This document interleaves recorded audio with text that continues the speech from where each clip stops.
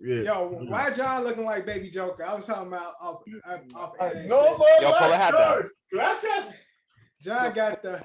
Can't pull as more down my hair. Pull it down, pull it down, pull it down. Let me think about it. What's up, fucker? Money, probably the That's big. the green. Get in between those titties. You got knocked the fuck out, man. Yeah, I'm in go mode. Go. Yeah, I'm in go. But yo, welcome. If you're gonna do it right. Welcome to a new episode. No, that's not how you do it. Of the OSA Out of Shape All-Stars. Hunters and fatties, big ass daddies. That's the second one. Go ahead. Out the green, get in between. Between those Those daddies. titties. Simone, they say let's party. Yo, this Nah, he is, didn't do it right. this is episode 29 of season 2, overall 79. Now we're missing Kev because again, as we shoot, this is an election day here in New York State. So I hope people went out and vote for their local officials. So, do your part, vote or die, like Diddy and them used to say and shit back in the day when 106 and Park was popping. Get out there, make your voice be heard. But again, this episode is brought to you by Culture Capsule, sponsored by Don's LLC. Cam's not here, but we do have the rest of the crew in the building. As you can see, Baby Joker, Johnny 5 is up there. Hey, fucker. We got Just DQ in the building. Don't knock doors. Mr. Drew is in the building, and our host, Eddie Horchata, is in the building. Let's kick off the episode with Open Run. We're going to go to the World Series now. Today, we might be done. Might be over. Might be Might be over. over. Get out, Paul. I want to see it again. Hold on. So currently, the Braves are up, currently it's 6-0 in the top of the fifth. Let's top of the go. fifth. Wow, 6. What was my prediction again? Remind me. I don't remember, man. I think all you guys said 6. I said 6, but turns out it's going to be a gentleman's sweep. Yeah, I think The y'all 6 all for said who? 6. This is I said- game. 6 Atlanta. All y'all said Atlanta. I said Houston and South. Oh, no, this isn't a gentleman's. This is game 6. This is game 6. Yeah. Oh, yeah, let's go. So I think we all got it right. Yeah, except for me. I'm the only one who said Houston and 7. Oh, yeah, So, that sucks to be you, man. so everybody else would have it right because all y'all said in 6. But so yeah, that's World Series. That's all of really the baseball talk. If there's anything else pressing that need to be talked about in baseball, other than Got the that, green, get to between. because the Braves did give Houston some life. They had Houston thinking that they was gonna come back to series. It's not over. Yeah, it's the 6, but It's not over, but it's. not over yet. But I think we just jinxed Atlanta. So Yeah, I mean, yeah, by the end of this yeah. episode, we should know the verdict of this game. But I think we just jinxed the Braves. So right. So when next time we air, congratulations, Houston Astros. You are the world. Yeah, you are world champions. You were the first ones to say it, as told by us. Today is November 2nd. It is 9:53 p.m. And congratulations to the Atlanta Braves. You just won the World Series. Clap it up, guys. Yeah, good job, Atlanta. Congratulations. So that's all the baseball news. Moving on, let's go into the NBA. Again, this is week 3 of the NBA. Give me, guys, some of your highlights. Of course, hold on. Rewind. Bulls and Knicks happened. Let's get this out the way now. Bulls and Knicks happened. Great game. Choked at the end. Bulls choked at the end. But it was a good game. Knicks won. Okay, so congratulations. Yeah. What else did the Knicks do this weekend? They did something also spectacular besides beating the Bulls. Obviously, that was a given. Did they not? Fire ass jerseys. We'll get to that. Oh, we'll get to it. Okay. Now Miami Heat about to be 6-1. Son. Bing bong. Knickerbockers had a good Bing week. bong.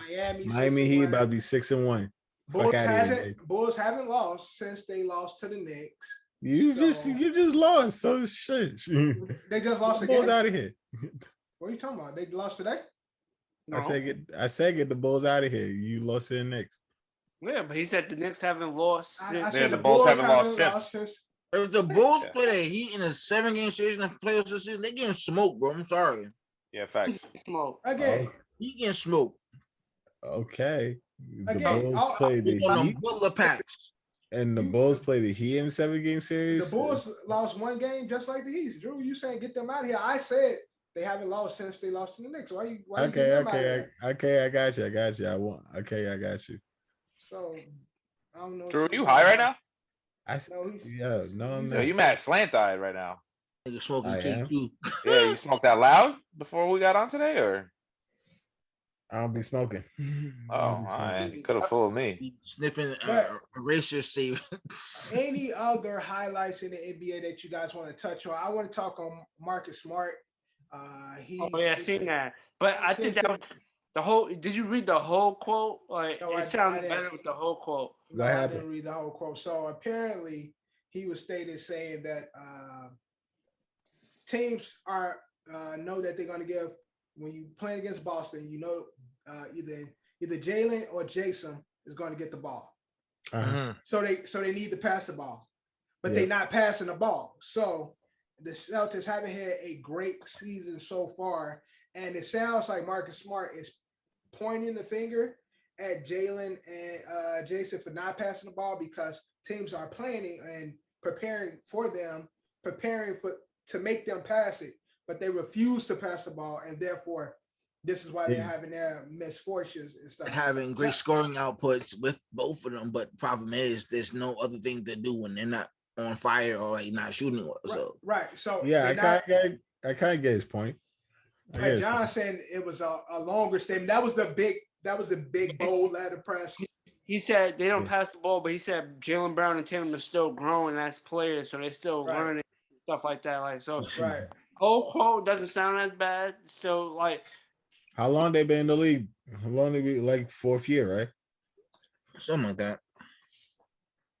Jaylen Brown's been in the league 1 year longer. So yeah, like 4 or 5 years. I think for Jaylen Brown might be at 5. No, I think Jaylen Brown. Jason Tatum guy into the league before Jaylen Brown. This is gonna be Jason Tatum's 5th year.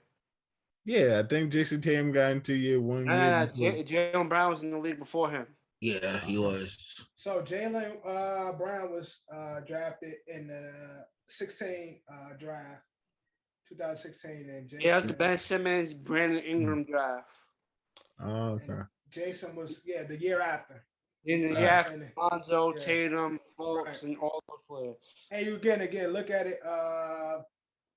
Jalen was out last year, so they both pretty much got the same play time because again he was out with the whole injuries last season. They still getting he's coming back from injury. They still young players, and I know Marcus Smart is even a young player. He ain't been in that too much longer than them either. So they are still jelly. You know, they got Al Horford back. And this is like Marcus Smart first time being a full-time point guard in Boston. Right, exactly. And he's always been the role player 6-man. So this is the first time he's actually been a true starter in point. So it's still a developing year. They got Al Horford back. So it's gonna take some time for them to gel. But I said new coach, and I'm not gonna lie, it's a lot of new coach. They putting up buckets, but collectively as a team, they're not getting everybody involved, and that's the problem and shit. And they small. That's growing pains, though. I mean, they'll figure it out, right? You would imagine. You would hope. And they're small guys compared to who they defend. Like they really 2 guards, but they be playing 3 and 4 and shit. Like they some little niggas. They both play hard. They both good players, but they ain't the relatively big, and they don't have a lot of defensive presence around them to really cover up their misfortunes and size. So with the new coach, old Al Horford coming back, Jalen coming back trying to get readjusted, Marcus Smart stepping into the full-time starting point position, it's gonna take them a while to get the shit together. So I just don't like when players come out publicly and talk. Like DQ. DQ, that's you. DQ. Sorry. Rude bastard. No, I didn't do it on purpose. I want to switch the app. Look at you were straight watching that video. You was like, just like watching this shit, head down like a motherfucker. We see all 4 head. Goof eyes. Yeah, I don't think that's something he should have said publicly, but at the whole comment, the whole quote wasn't as bad, but obviously You everybody. know how the media's gonna do it though? They're gonna miss like chop shit. Yeah, they'll drag it, but honestly, like this kind of shit happens all the time, though. No, I mean, you see the teams sometimes, like, sometimes it's good to fucking call each other out. You know what I mean? Like, accountability. That was the main topic that's the word of the week, bro. Is word accountability. You know what I mean? So it's like, if they're not passing the ball, and the two main culprits are not even like it just went right over their heads, still looking away. Not even looking at the camera either of them. But listen, if two guys on a five squad team, you know what I mean, like just not in it, you know, right? Only 3 players really playing and focus on the game. It's like we're running a 5-man. Obviously, we know we're not going to pass. You'll be on the bench and shoot the ball, and Drew be somewhere else. But y'all niggas, I'll be coaching. No offense, Eddie, but Eddie can probably I ain't playing. Fuck out of here. Y'all niggas funny, man. And did y'all see the Sixers Blazers game? The fans were shouting, "We want Lillard." We want Lillard. Well, that's what they were saying. Lillard. Yeah. They want to trade Ben Simmons for Lillard. Oh, trade Ben Simmons for Lillard. Okay. I mean, that's. I mean, that ain't gonna happen though. Who wins that trade? Probably Sixers. Sixers. Yo, but I'm telling you, I have this feeling that Ben Simmons is he's playing. Everyone else, look, the Sixers are playing checkers and Ben Simmons is playing chess. I feel like he is hiding something. He gonna go somewhere else. He doesn't want to light it up. Blazers though, like they've been known as a franchise. I think he's just bullshit. He's not going to be. Let's say the shooting. He doesn't have. Shooting, he's a great defender. That's like I know. That's a given. So let him. And then just let him. I've said this before, but like let him go to another team where he doesn't have to crazy shoot. And then, like, again, it'll be back to when he first got to the Sixers. Remember, every time he pulled up, all the fans would be like, "Oh shit!" The whole bench would be like, "Oh shit!" And when he put one down, everybody was like, "Oh my god, he's the best!" Oh my god. The thing about that, Ed, it works in the regular season, but it does not work in the playoffs because. Again, he's gonna go to. Again, we're assuming he'll go to a team where he's not going to be the main guy to fucking shoot. Yeah, I know. And then now he has a resurgence in his career. He's happier. His mental health is way better because he ain't fucking dealing with Sixers fans. He's more confident. So then of course. But the thing about it, is he really a focal point to shoot in Philly though? Like they know want him to shoot because they've been criticizing him since he came out. Yeah, but the thing about they want him to develop his game. It's not that hard to develop your game. Like learn how to shoot, bro. Like a big man that's down low, that's 7 feet, has a post game. They want to create space for him to flourish. So when Ben Simmons is on the floor with him, all you gotta do is double down. You know Ben Simmons is not gonna shoot. I mean, like it basically comes 5-on-4. Like all they gotta do is. He's gonna have that same problem everywhere he goes. It's 5-on-4. They're like, we want you to develop your game. At least get a decent shot. You don't have to be Steph Curry. At least I think he can shoot. I just think he's playing games with Philly. All you gotta do is just hook up Ben Simmons with lethal shooter for like a month of training. He'll be Gucci, but that's not gonna happen. I think he did that this summer. He doesn't want that shit to happen. He thinks his game is complete. It's not he can't shoot. It's the confidence. But given the example of him going to Portland, he'll still take me the number one again. So he'd have to be the number one option. But he wouldn't be the number one shooter because it has CJ, who is a lethal shooter. So maybe in Portland, where it's not as big as Philly, smaller market. But But in Philly, they have Tobias, a better shooter than Ben. But that's what I'm saying. Like, but Tobias is not Ben Simmons. They're not looking for Tobias to be. They're not looking for more from Tobias than they are looking for Ben. I'm just saying, God forbid we get a swap of Dame to Philly and Ben to Portland. It will actually work out more for both because Dame will be in a real market with real people that think he could play with. And then Ben will be in a smaller market. He won't have to be the best shooter because he has CJ, and he could be the facilitating big defensive player that he wants to be. Devin, I got one question. Who's really like Tobias or CJ McCollum? Who are you taking? Tobias or CJ? CJ. I think they're like kind of the same player. Like, how's the team being run? At the same level. Because Tobias, when he came from the Clippers, Tobias was a star ascending. I don't know what happened where Tobias is not always consistent in regards to the star caliber player he can be. Well, I would say, you know what? This is what I would say. I understand that point, but what I would say with Tobias, I think I'll take Tobias over CJ because they do the same thing. They're both scorers, and I'll just go with the bigger scorer. Like CJ's undersized. Right. I'm just going to go with the guard, the player that can score too and has size.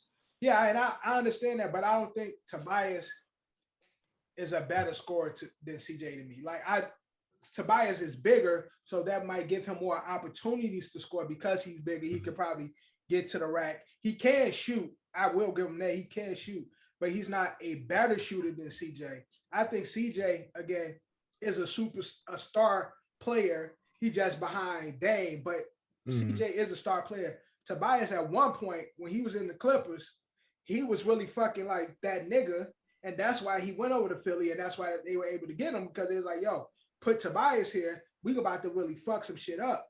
But then Tobias really took a seat back when he first got there. It was Ben Simmons, Jimmy Butler, him, and Embiid. So I was like, right, true. That's true. Mm-hmm. That's true. Yo, that team, I really like that team. That year, them niggas. Like, yo, the Dame and CJ like teaming, like be on the same team reminds me of Steph Curry and Monte Ellis on the same team. Right. Except like Monte Ellis wasn't a great shooter, but it seems right. You're having to pick one point over the other, even though one has the veteran leadership. Yeah, it's one of those situations where it's like one's going to eventually flourish. It's one of those situations. Who's gonna score? Yeah. Who's gonna score? You gonna take the ball? You gonna take the ball? And I think CJ and Ben, we won't have that because Ben is like, nigga, shoot, like. But I'll go get the rebound. I'll play low. Like I'll play the post. Like I'll do that. But the thing about it is still going to rise a problem when you go into the playoffs. Like it's still going to be a 5-on-4 aspect. It still then gets a decent shot. I'm saying Ben will be able to play the game that he wants to play, where he can play almost like a facilitating big, where. Mm-hmm. Because again, with Embiid, that's the low post. We don't need you in the post. And Philly, we need to clear out some space so we can so when niggas double team Embiid, we need to be able to dish it. And Philly, in Portland, then that is no longer there. He don't have that big to crowd anything for him. So he now becomes the facilitating big. He can play the low post. He can play the mid-range game. So therefore, the dynamic at his position, where he really want to be, because he want to be down low with fucking Embiid. So now he don't have to compete with nobody no more. So in aspect, he'll become the Embiid if he goes to Portland. He will become a facilitating big. Like he won't be the center, but he'll be guarding the best player, but he'll be also in the post. Like I think that will work for Ben and the game that he want to play, because he obviously don't want to learn how to fucking shoot. He obviously don't want to take the shots. So to do that, where it gives CJ the space where he don't have to play ball with Dame and like, okay, you take a shot or you can take the shot. They both doing the same shit, CJ and Dame. I feel like if Ben were to go to Portland, I feel he possibly can feel like a Chris Bosh role in Miami. Right. Well, he not gonna be Bosh. No. I don't think he's comparing the play style. I think he's comparing everyone knew that in Miami, LeBron was 1, D Wade is 2, and Bosh was 3. Yeah, but Oh, and he then would be also He's not gonna be. He's not gonna be Alfred. 3. Bosch. He's not. know He's that not. when Ben Bosch would But be was in, probably 2. we're talking in Batman Miami. to Robin. Yeah, Hold on, who's DQ. Go. Let me hear your point. Yeah, so pretty much when Bosch was in Miami, yes, he was still that stretch forward, but he also increased his 3-point percentage from the corners. That was his bread and butter for those 4 years he was in Miami.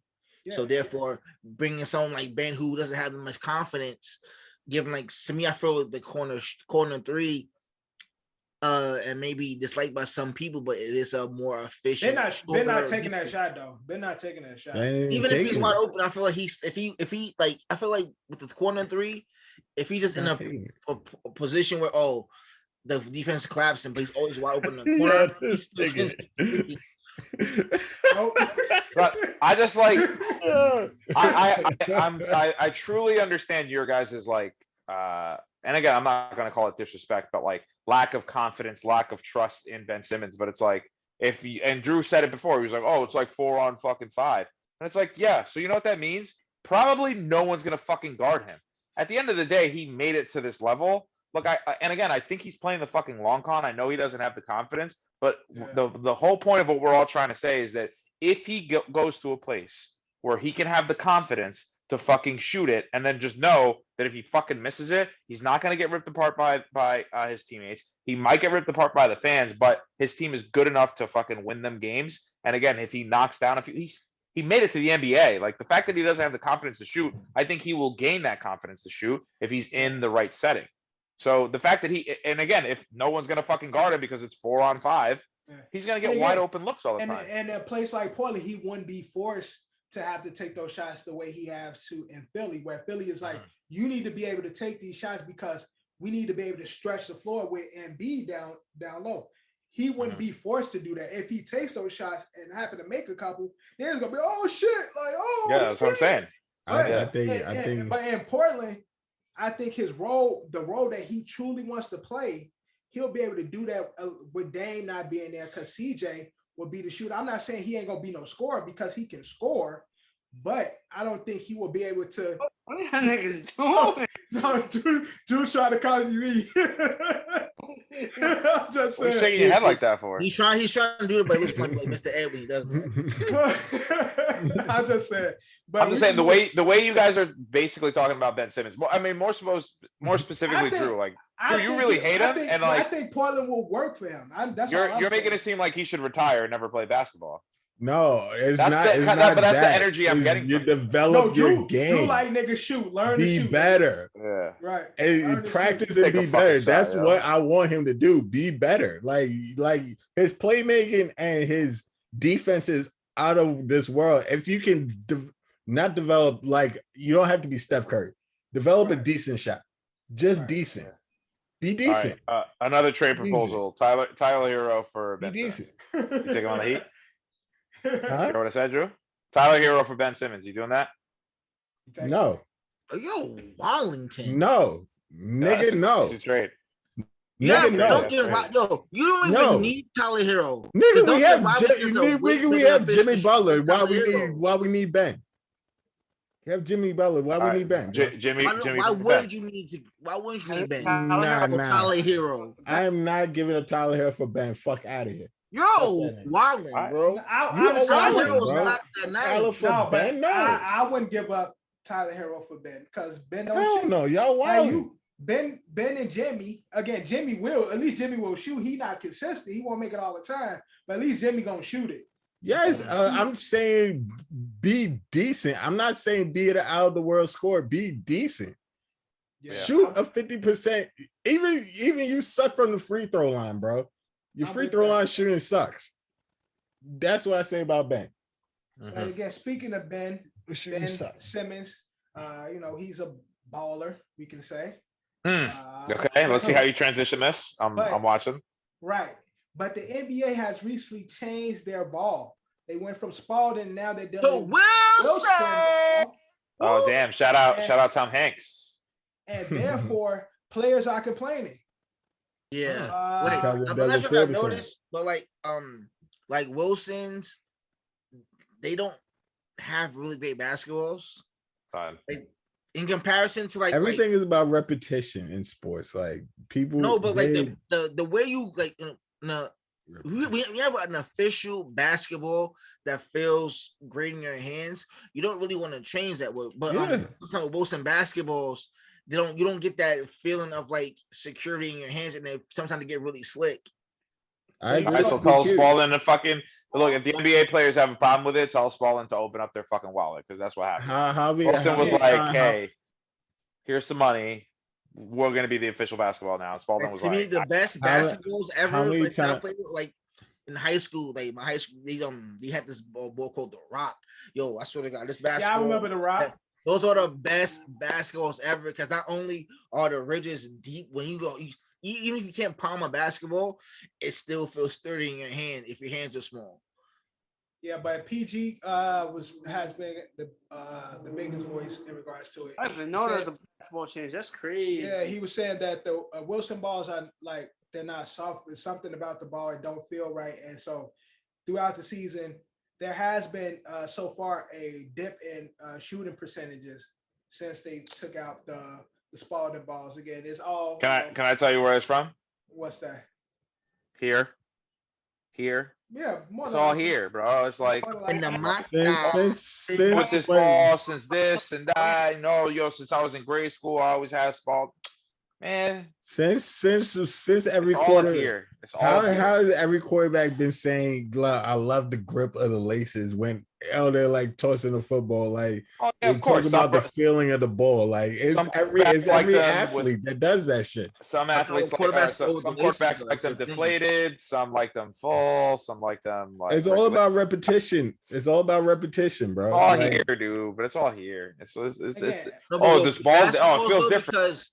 So many basketball with so many different materials. Like remember when in 2006 when they tried to change the ball, but that difference for what I was seeing was technically it was cutting people's fingers. It was too slick and it absorbed too much moisture. I feel like anytime that NBA tries to change a basketball, there's always some backlash against it because they're so. The NBA has Spalding basketballs for close to what then pretty much the entire existence of the league. So basketball is again. Spalding has been always been the one basketball. So when you think basketball, Spalding is synonymous. You don't think of course. You don't think anything. Of course. Of course. But at the end of the day, you're a professional athlete. You do it. It was a business move. You can figure it the fuck out. You get it out. Get out of your own fucking head. You ever you know what they sound like right now? They sound like the dudes. You go on a tear in beer pong or whatever, or you talk mad shit right before. A big beer pong tournament or big beer pong game. He's like, "Oh, I'm not on the right side. I'm not on the right side. Oh, well, I usually use." Oh, right, yeah. Got here, son. Yeah. Like, look, at the end of the day, you're gonna have to figure it out. Look, and again, I know a lot of it is mental. Yeah, DQ, you're saying that the balls, the grips might be different, whatever. But after a certain point, you'll be like, "Oh yeah, that's right. I'm a fucking freak of nature. That's how I got to this level. I can shoot this basketball. I gotta get it out of my head."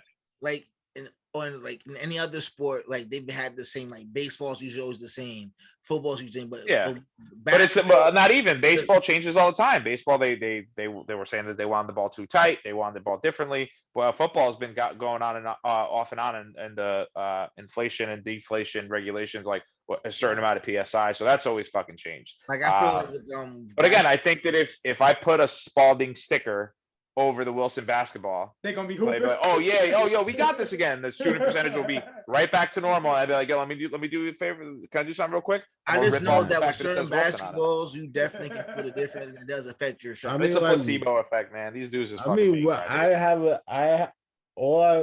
have Spalding basketballs. Like Wilson basketballs do feel different from them. No, like, sure. But you're not a professional athlete. Like but again, I understand what you guys are saying. But you don't play basketball for a living. These guys do. The fact that they're letting the placebo effect fuck them up, thinking that it's changing the way that they are. At the end of the day, they know how to fucking shoot a basketball. I know it might feel different, but you make the adjustment. It's gonna take some time, but you make the fucking adjustment.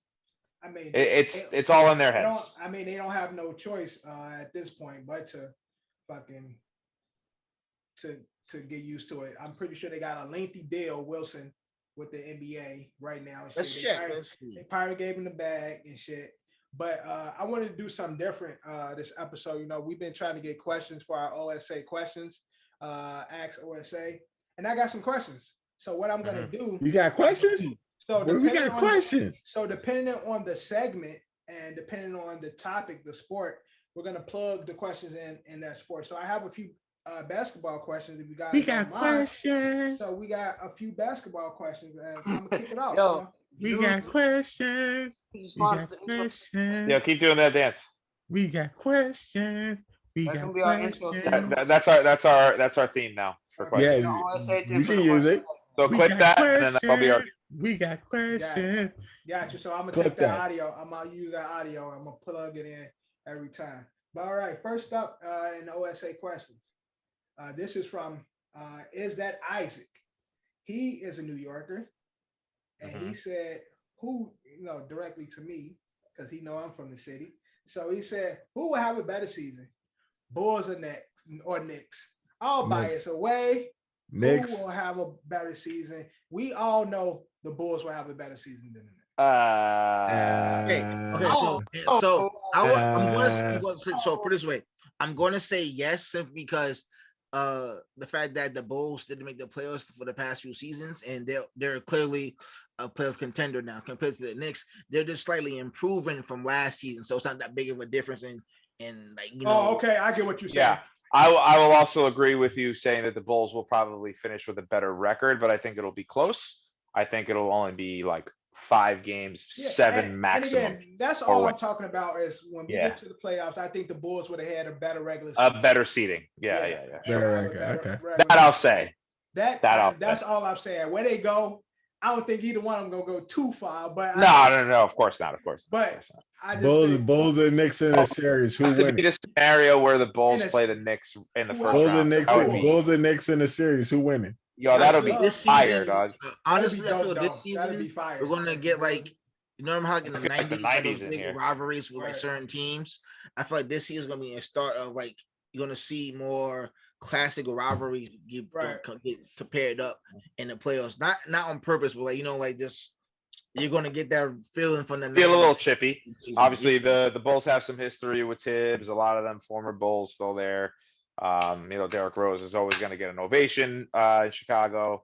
I think it'll get chippy. These guys are going to probably be competing for the 4 or the 5 together, going back and forth, or the 7 and the 8, whatever it might be. So I think it'll be fucking super dope to see a fucking especially with D Rose being on the Knicks, and he gonna get love everywhere. So you come in Tibbs, and then you got Taj. Like Taj is still there. Yep. A lot of the Knicks is former Bulls and shit. At one point, the New York Bulls.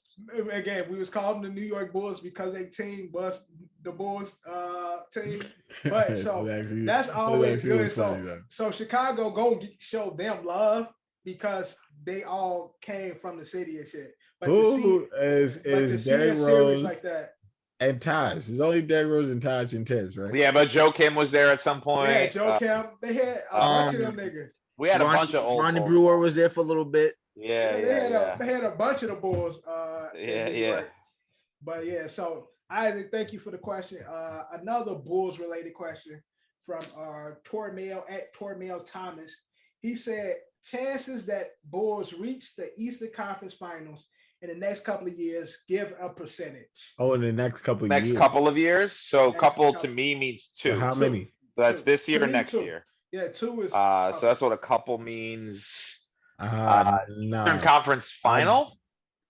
Eastern Conference Final. Yeah. I'll say. I'll give it a 25% chance. 25% from John. John went a little lower than I would say. I would say 37 because I like those weird. You ever see like the next? That's a weird percentage. Facilities. That's a weird I'll percentage. give it a 35% chance. Drew, what you giving it? I'm giving it 30. I'm going to give it a 60% chance. Bias ass nigga. Because I look at honestly, I look at teams like what Atlanta did last year, how they were able. Like I think the Bulls is a better team than that Atlanta team. I agree. And so the way the placement and the seeding is very important. If we get that Bucks net shit again. Yeah, I can see the Bulls pushing Game 7 this year in the second round. So that's what I'm saying. Like, if we get one of those seasons, those lucky Atlanta seasons, like last year, get the Nets versus the Bucks, and then everybody else is like everybody else can be beat. So even if it's fucking Miami or Boston or any one of them teams, I'm just Knicks. Anybody those no wins. I'm saying those, Drew. You turn your list, but I did not even say nothing. You said. I did not even say anything. I'm saying it's your body language. I'm saying the only guarantees in the East is the Nets and the Bucks, and if they face each other, everybody else is up for grabs. Yeah, come on, Drew. Everybody else is up for grabs. Miami, including everybody. Yeah, Drew. You talk about Drew, Dev being biased, and you keep saying Miami. Like Miami, that's you showing your biasism, though. I don't understand why you think can't Miami be a pot, is such a great team. They're not. We do. Why you think we do not have why do you think we do not have a team? I'm just saying you're calling. No, I'm really just talking to DQ right now. Why you think Damon, give me who's your starting five right now? My starting five is Kyle Lowry, Tyler, Jimmy, fucking Bam, and I forgot our four. I knew you were gonna get him. I was like, he's not even gonna know his starting five. So pretty much, boy, right? So no, it's probably you're lying. He didn't start, right? You correct, Drew. It's Kyle Lowry, Duncan Robinson, Jimmy Butler is right. Bam. Tyler coming off the bench, right? Tyler comes off the bench. Okay. Yeah. Like even in general, we've already seen that with Jimmy Butler, he can't get pushed to limits and like get past that. He's not a fucking machine. I'm gonna play on that team. But see, all I'm saying is, and it's not nothing against anybody. Oh, PJ Tucker is part of the right. That's what I'm saying. Okay. I'm saying it's not against anybody. We know the two guarantees are Nets and Bucks. We know that for sure. So therefore, everybody else is like solid teams, basically. So everybody is right. They all can compete with each other. So all of them can beat each other. There's a possibility that the Heat can beat everybody. There's a chance that the Bulls can beat everybody, other than the Bucks and the Nets. So it's like if you get the Bucks and the Nets playing against each other, there's a chance that the Bulls can sneak into the Eastern Conference based on the placement. Yeah, I said with the percentage, only you put a high percentage, but you would need the matchups to go in your favor. Right, and that's why I said I ain't gonna go 90%, but I'll give it 65% because I think the team is skilled enough, and with the right matchups, we can get there within the next couple of years. The Bulls' only issue is their depth on their bench. But their starting five ability to compete is fucking amazing this season. That's why I said earlier. That's why I really said that I feel the Bulls. The only person I seen them compete against it was the Knicks, and they lost. That's what you're gonna say? No, I'm saying like when I spoke to you before the season, I told you like, the Bulls are gonna win that Midwest division simply because of the athleticism and how good they're playing from the jump. That's right. Not. I can still see that translating to later in the season, but at the same time, I feel that the Bucks aren't going to be able to compete as much as that young core that the Bulls technically have. Yeah, you can't rely on Giannis every fucking play. And Bulls have a balance of young and vets on that start. That's why I'm saying that like the Heat to me don't seem like a team that can make long strides in the playoffs because of who they're relying on. Their point guard is washed. Like Kyle Lowry is at the tail end of his career.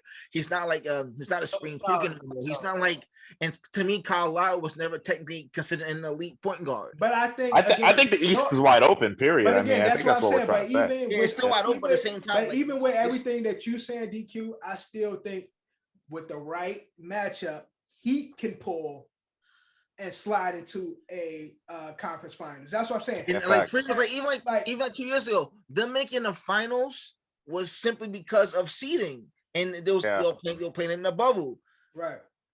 They beat the Bucks. And they beat the Bucks.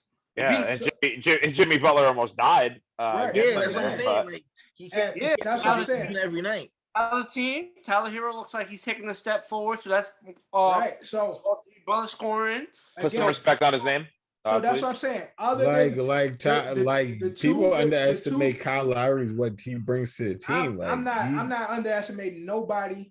I just put the two top dogs, and I said everybody else can fight it out. And I don't think any of them are better than each other. They all pretty much on the same. The only mistake that occurred this season with what'd you say, John?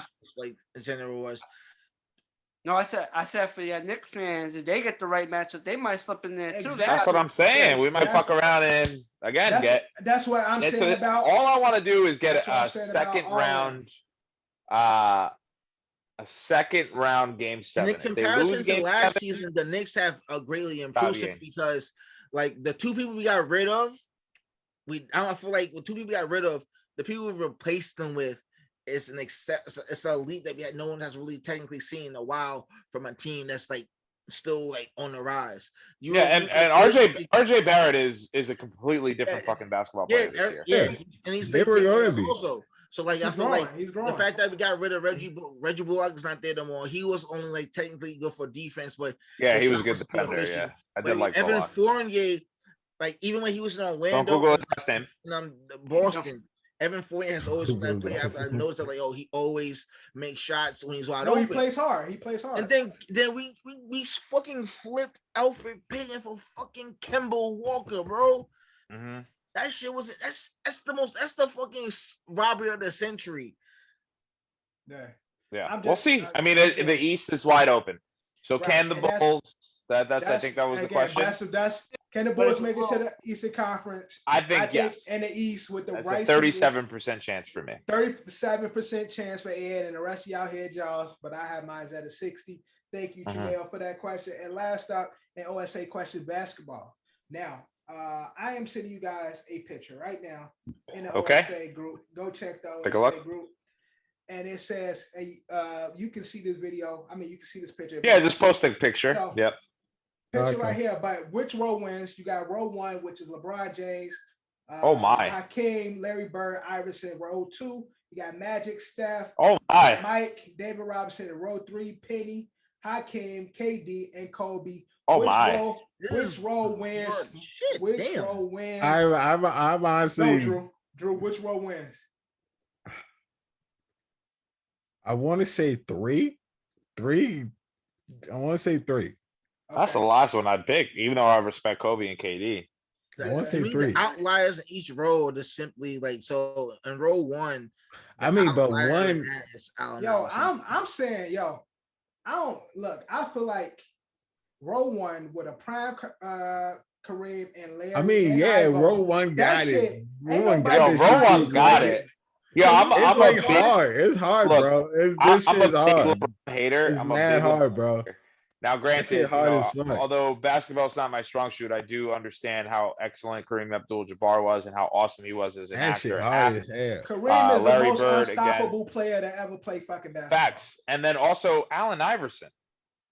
Like I know it's Curry and it's Jordan and it's Magic, but I just don't see Curry and Jordan. My only issue with AI, all the roles are fire. All the roles are fire. No, they're good, but I'm just trying to think of it. Like I'm also trying to think of like personalities, and I think everybody would get along in row 1. No offense to row 3, if they would put anybody but Penny Hardaway, I would have went row 3. Penny Hardaway was really that nigga when he was in his prime, Kobe, bro.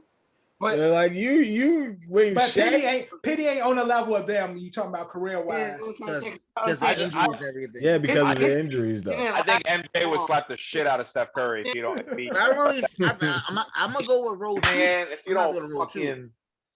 So DQ is going with row 2. And because a lot of people sleep row 1. I'm going row 1. I have to. Usually I'm not like that row is. Like this thing about it. You have Magic running the point. You can put Steph Curry anywhere above the 3. You have the best mid-range shooter of all time in Mike, pretty much. Then you got David Robinson crashing the boards. Like I feel like that's more even level. Because that's more of a scenario. Yeah. But you got defensive wizard Hakeem Olajuwon in the paint. You got Kobe and Penny, like mid-range shooters out the ass, and you got Kevin Durant can score from anywhere on the fucking court, bro. Like so, Drew, what row you going with? It's hard. It's hard. I would probably have to go with 3, bro. Okay, you have to go with 3, John. man. You going with 3? I'm going 3 because Penny can facilitate. That's your fandom? Is that your fandom talking, John? Because Kobe. Listen. I'm not is that your fandom talking? In a row, I'd respect you more if you said because Kobe. I'm saying. I mean, like, I even vote for number 1, 2, but like number 3 is high. Number 3. My only issue with row 1 is that like everyone knows that. Oh, John, go ahead, John. Super efficient. John, go ahead. Usually, like I said, when it comes to shit like this, I always go with Kobe's row.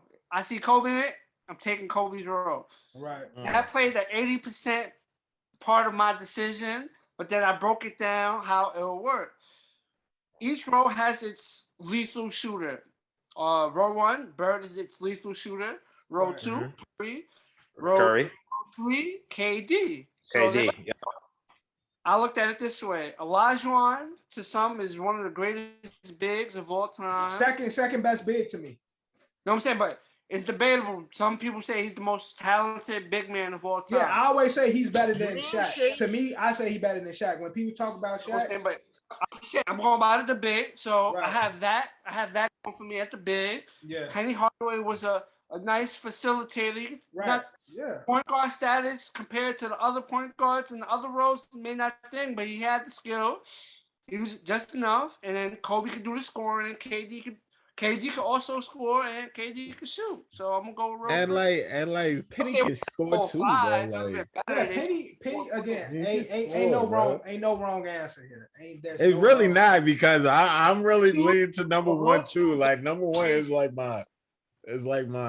I just see number 1 as being really. Number 1 can gel together more. Like it would be Iverson. Just like remember, Iverson wasn't right. You think you looking at Ivo as an outsider? That's because he's fucking it up. Super efficient. Like he can score his ass off, but he's gonna score his ass off like pulling up for like 55 shots, only making like 18. It'll work. I think him. Yeah, it'll work. Yeah, it definitely work. But I'm saying just like Iverson, like his play style wasn't how he plays. It's always like. I'm just thinking personality matches, and like I said, I think MJ and Curry, like MJ team has shit out of Curry.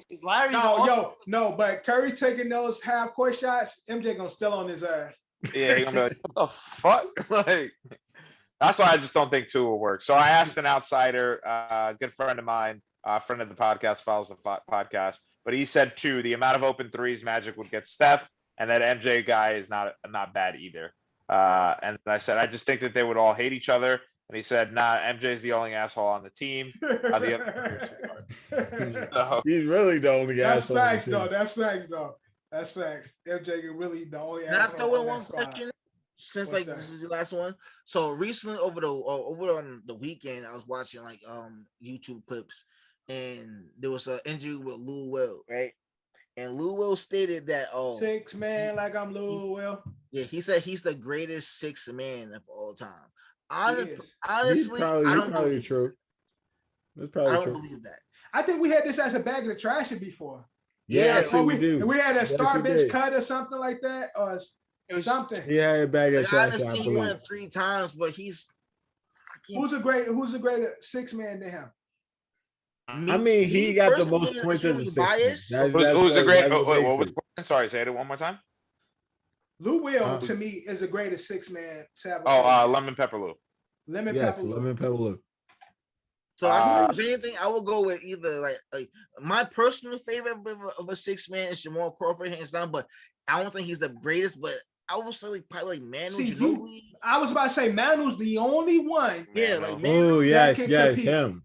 Just J.R. Smith that 1 year. Jamal Crawford, we just love Jamal Crawford. Yeah, that's my bias. But Manu Ginobili to me is the greatest 6 man of all time. But Manu. See, I don't think people look at Manu as a 6 man. He just a starter that played the bench. Yeah, pretty much he was like the person that he's a 6 man. She's on the bench. The 5 seconds later, but that's what I'm saying, because he wasn't really a 6 man because he might not start, but he was always fucking playing. Like he was he averaged a lot of minutes too. So it's like that's why people don't, when they think of the 6 man by term, Drew. Yes, you're right, Drew. But when they think of 6 man, Manu never comes up because of the amount of minutes he played. Yeah, the amount of time he put in. And then he plays with the first team most of the time. He's not playing with the second team. Lou Will was playing, coming off the bench, and that was his main job, to be a driving force for the bench. Manu was a starter playing the bench. It just, that's the way Pop, Evil Genius type shit did his thing.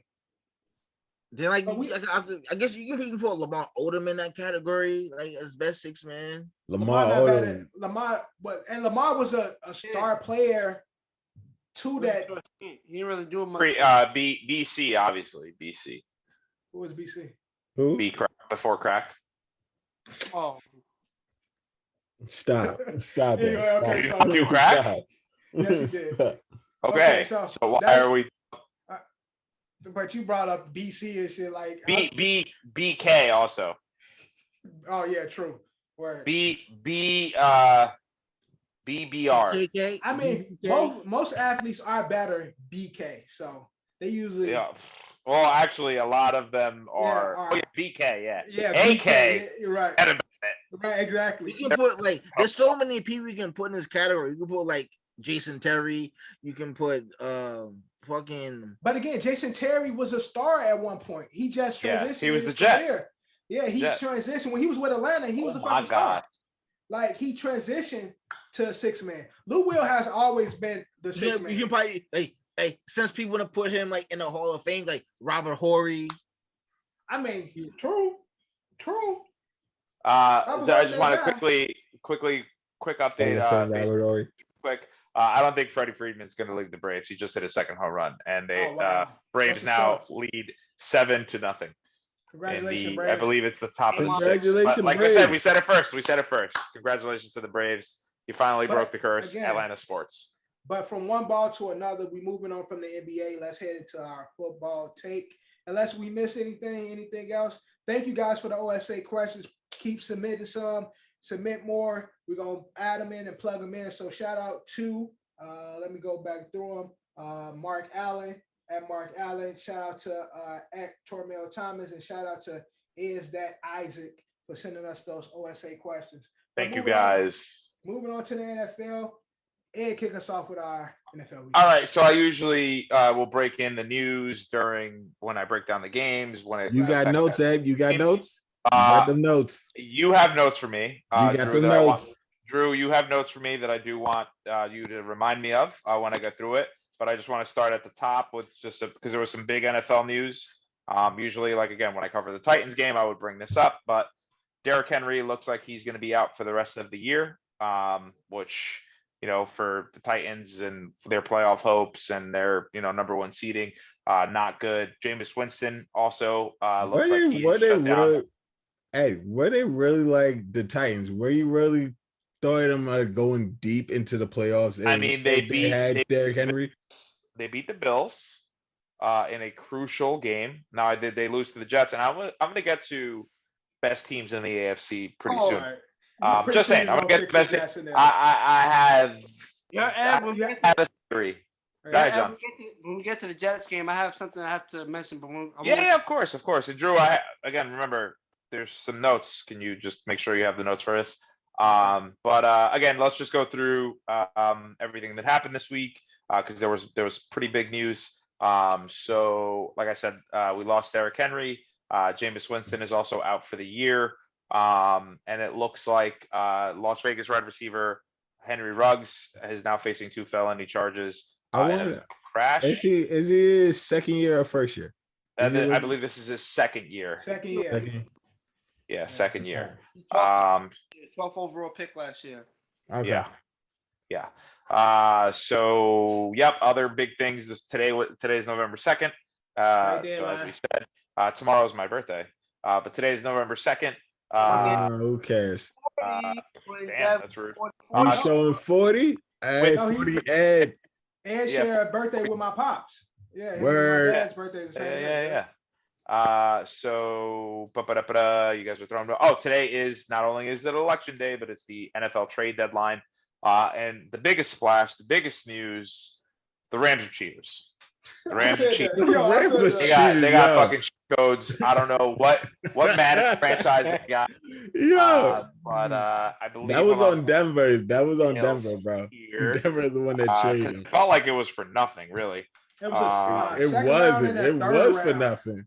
Yeah, so second round, third round pick goes to the Denver Broncos and the Los Angeles Rams of Anaheim, New York, California receive Von Miller. So now you have Aaron Donald and Von Miller chasing your quarterbacks. Von Miller, the current NFL sack leader, like all time out of everyone, he has the most sacks in the NFL. Yeah.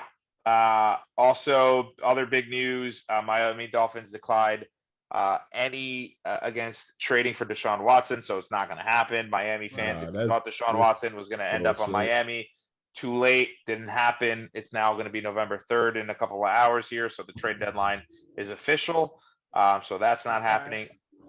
Only other news is my New York Jets have acquired Laurent Deverte Tardif. I'm going to butcher it, dude. I'm sorry, but he was one of the he was one of the starting offensive linemen for the Kansas City Chiefs in that terrible Super Bowl where that offensive line sucked. Jets already have offensive line problems. It looks like they kind of fixed it this game, but maybe that is the piece that we're missing. Maybe Joe Douglas, a former offensive lineman, sees something in him that the Chiefs haven't. But we only traded a practice squad tight end for him. I forget the guy's name. But I believe that's most of the news. The Rams waived Deshaun Jackson. Deshaun Jackson is now a free agent. Melvin Gordon. Melvin Gordon goes back to his home team, team that made him. Melvin Ingram, sorry. Melvin Ingram is now back with the Saints. And we'll talk about that game. He wears number 14, and it's very confusing. But they picked all the numbers at the beginning and his number was taken. It is what it is. And then also the Pittsburgh Steelers trade Melvin Ingram. That's where I got confused, to the Kansas City Chiefs for a 6th round pick. I believe that is also all the major trades. AP with the Titans. All right. Adrian Peterson signs again, no trade deadline, but signs to the Tennessee Titans. But you would imagine that McNichols will be the lead back now in Henry's absence. So with all that being said, let's cover week 8, boys. All right. So first up, we've got the Packers and the Cardinals. Drew, make a note. What's my note there? Aaron Rodgers is against the spread on Thursday Night Football. His record is. What you didn't give me the notes for that. You gave me the notes on your brother. Remember your brother said multiple notes. No, you did not. You did not give me the notes on that one. Okay, I'll screenshot those later. No, you did not. You got to screenshot it. But either way, Aaron, I know you said something about it. I did say take a note. That's the first time I asked you to take notes for me, please. But either way, Aaron Rodgers is now 11-3-1 against the spread on Thursday Night Football. What a lot of people thought was a shock. Not to me. I was a last-minute change. I know I said it on the pod that I'm picking the Cardinals, but when it came to the money, I did a last-second change. I saw that stat, and I was like, that's fucking incredible. And it was a last-second win. And I still didn't win the money this week, but it is what it is. Packers final score 24-21. I wanted to take the Packers so bad. I really wanted to take them. Yo, that bullshit, bro, because I could have won. It feels good. That I was absolutely right about the Arizona Cardinals. Up the bad man on this podcast. That's the bad man. Well, I've been talking about the bad man for years. But hold on. The bad man didn't win that game, though. Oh, okay, yeah. So what happened at the end of that game? Is AJ Green? I don't know what is he ready to go into? Nah, I seen a funny meme. Nursing home. When you play Madden and your controller dies. I don't know what the fuck happened because. That last drive, AJ Green was looking for running. the ball. They were running up the field like nothing. Kyler was getting up that field like it was nothing. That was they game 2 win. It was clear miscommunication. Yeah, AJ. What it looked like is that AJ was going to run up and what Kyler wanted was a 5-yard hitch, come back to the left, or AJ thought it was a comeback to the right, so Right, he wasn't he was gonna go up for it. Yeah. I think he thought he was going 7 steps, turn to the right, but he went 5 steps and his back was completely turned. Didn't turn And his there head was an not one interception time and there. shit. Yeah, had no idea what was happening. Again, not his fault. These things happen all the time. It's just crazy highlighted because it was at the end of the game, in a game that really mattered to keep the Cardinals, undefeated. And Aaron Rodgers was a meme this week. Gets popped. Helmet almost fell off. It's that, everybody captions that. Put that picture up. You know what I'm talking about. Aaron Rodgers with his helmet on his head. Yeah. He has like no idea what's happening. His fingers are up. He looked like Joe Flacco that time that he got the concussion. He put his finger up. But either way, he was fine in this game. Obviously, no Devontae Adams, no Alan Lazard. Didn't seem like it was a problem though. Aaron Jones had a big game, and so did Robert Tonyan. But Packers pulled it off. Bad man's the bad man. Also, he was growing out his hair because it was on Halloween. He was growing out his hair to be John Wick. So lame. And then Halloween he was John Wick. Yeah, I hope he cuts the hair because it looks with the glasses he looked like him though. An epic costume. It's gonna be an epic costume. 11-3-1. I would want to throw my hair to do like a Halloween thing, and I end up cutting it like before Halloween. You could do John Wick. I could do John Wick. Have my hair down, throw on a suit.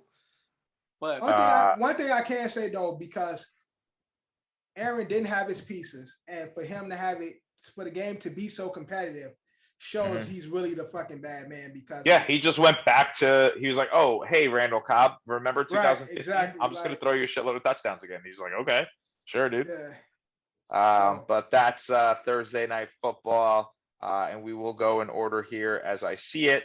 Next up, we got Panthers, Falcons. I believe Matty Ice got his hand stepped on. Crazy. Yeah, it was bleeding like crazy.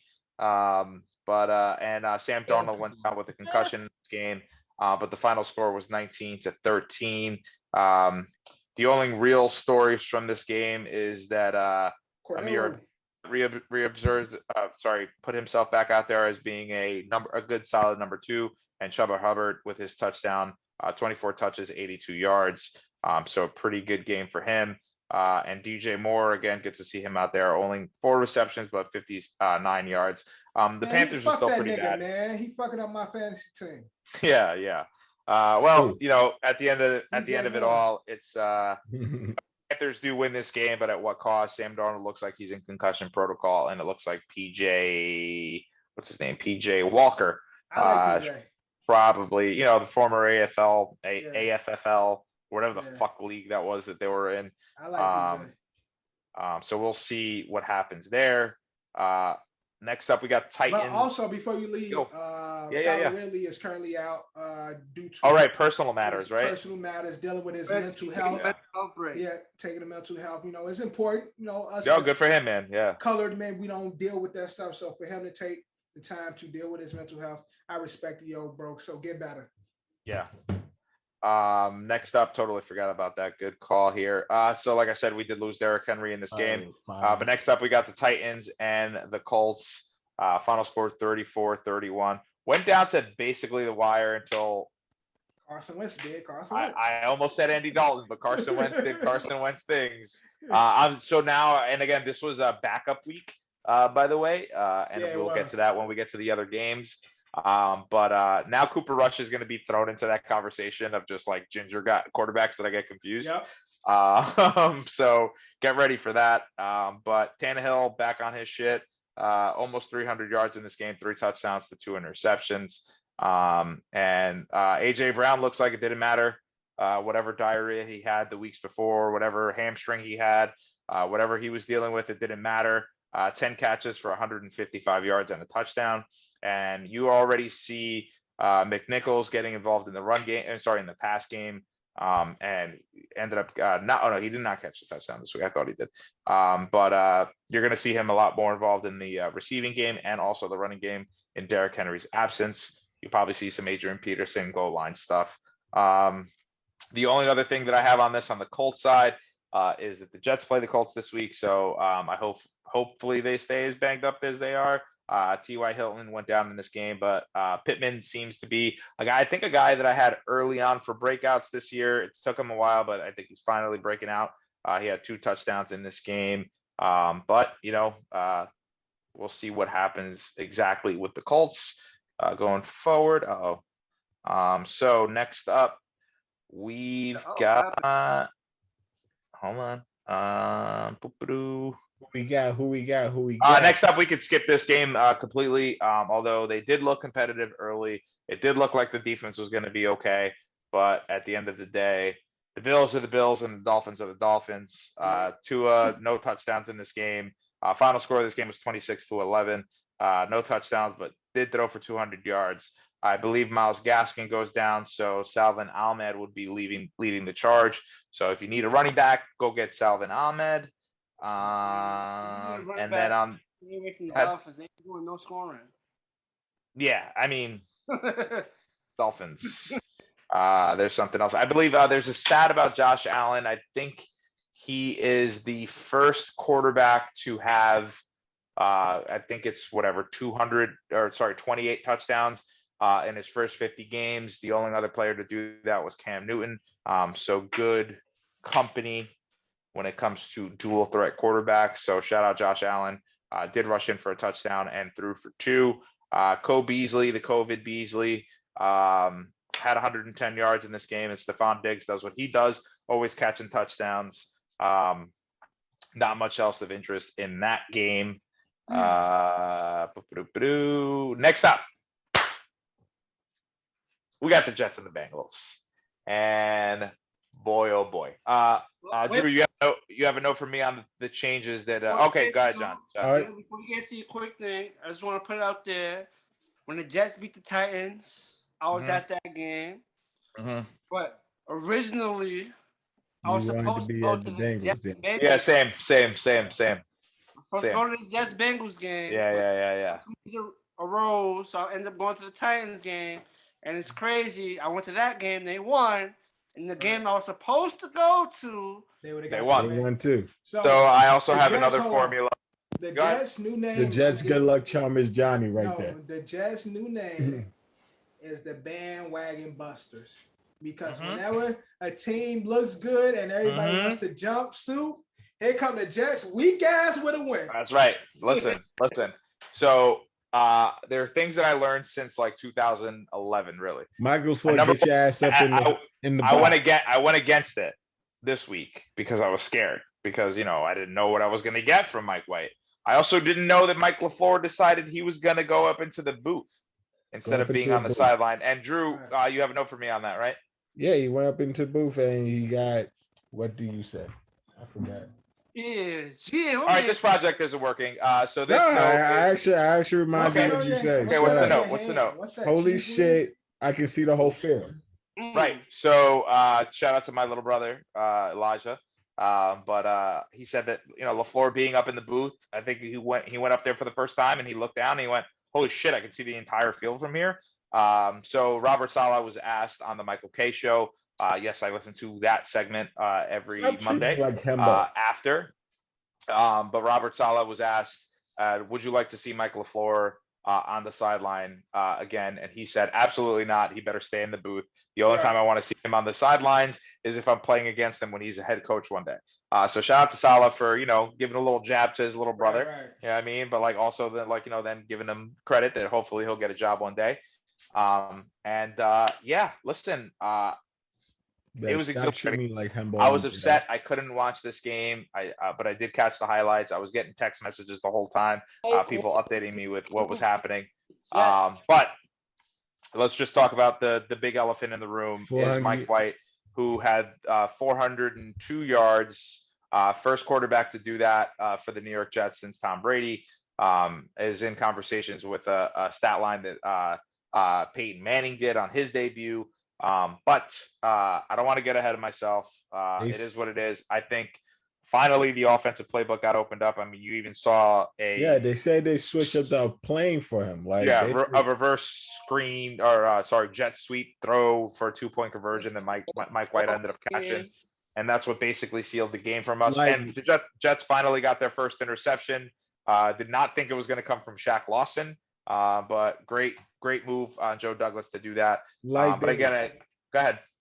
Like they say, I forgot what I heard, but ESPN, they say when they were viewing the Jets game, they say they like treated like Mike White like an actual like rookie quarterback playing like his first game. Like, well, it was his first game starting. No. The way how they constructed the game for him, they made it simple, like the Patriots do for Mac Jones.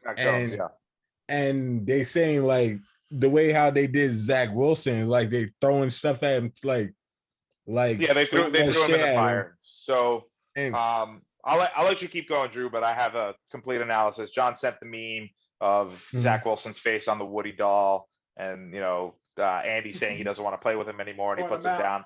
That's not the case. So I think this is the best case scenario for the Jets and Zach Wilson. I think this is obviously Zach's out with a PCL. They're saying the earliest he could be back is not this week, the following week. So November. Really? PCL? I thought PCL was serious. No. It's a 3 to 4 week injury. It's basically like an MCL. But it's a sprain. It's not like a fucking tear. So what, John? Yeah. Mike White is the Jets' Jeremy Lin, so enjoy the ride while it lasts. Correct. Exactly. And again, if I'm Mike White, I'll do that first series against the Colts again on a short week on Thursday. So, Jets have the Colts on Thursday, so short week. I go down there, I score a touchdown, and then I fake an injury because his trade value is never going to be any higher. Right. It is what it is. But again, onto the depressing matter. I will talk about it. I don't want to go too big on it. And then also on the Bengals side of it, they're still a really good football team. I will talk about it. There was a there that Bengals fans will be upset about. They did I don't want to say they took the Jets lightly. I mean, because they did score 31 points. I think defensively on the Jets side too, they did really well. But again, they gave up 31 points. But if you're the Cincinnati Bengals coming off of a big win against the Ravens, an emotional win against the Ravens, to put yourself at the top of your division, you will never put yourself in that situation against a team like the New York Jets to even that call wrong. So shame on you for doing that, and shame on fans and critiquers, and like you don't play the game, so you don't fucking know. Like, again, you shouldn't have been in that position if you're the Bengals going up against the Jets. But for the future of the Jets, I do want to get this off my chest. I know a lot, and again, this is New York media, right? A guy throws 400 yards and 3 touchdowns. And it's funny because Mike White threw two interceptions in this game. Both of them came off the hands of their receivers, and everyone was quick to be like, well, that's not his fault. It's like, well, if you look at Zach Wilson's interceptions, only 2 of them, I say he kind of just like threw them willy-nilly, just like huck and chuck it, like hopefully somebody catches it. But the rest of his interceptions come off of bobbles. So it's funny what happens. But at the end of the day, for me, Zach Wilson knew the minute he got that phone call from Joe Douglas and Woody Johnson and Robert Saleh, he was going to be the starting quarterback. He knew that. That's why the Jets didn't sign a veteran. They kept Mike White, a guy who's been in the league for 4 years and has never started a game. I think this is good for Zach. I think that he can learn. You saw what we saw from Mike White, that he was checking down the ball, and the run game the offensive line played out of control. Michael Carter had over 172 yards all-purpose between receiving and rushing. They had a good balance between him and Ty Montgomery. The offensive weapons between Corey Davis, Denzel Mims, my guy Denzel had a few catches in there between Corey, Denzel, Crowder, Barrios, and Elijah. They all played very well. This is what happens when your receivers actually catch the football. So again, perfect scenario. Mike White goes out there. We stay in the game. We don't need to win on Thursday. We don't even need to win in Buffalo. But if he plays well, we have a shot of letting Zach watch and learn, and also I don't want him at 100%. I want him at 250%. There's no need to rush him back. The season's lost. We might win 3 more games, if that. So there's no point of putting him out right away. All right, next up, we got DQ. Yes. You dope sick because you over here nodding like a Mac buddy. No, my freaking eye. I'm not nodding. My freaking eye keeps like going wandering off. Nigga, I see you like a. You got astigmatism? No, that's saying the 6. Like when I take medicine, my eye will wander, and it affects. I feel the veins move in my eye. Okay. Next up, Steelers Browns. My vision. I DQ. put the shades on because the lights right here, right to see, was also missing my vision. Steelers Browns. DQ. What do you got? Steelers and Browns. I put Steelers. But what you got? What's your take? Yeah, what you got? Yeah, what's your take on the Steelers Browns game? I didn't see that game.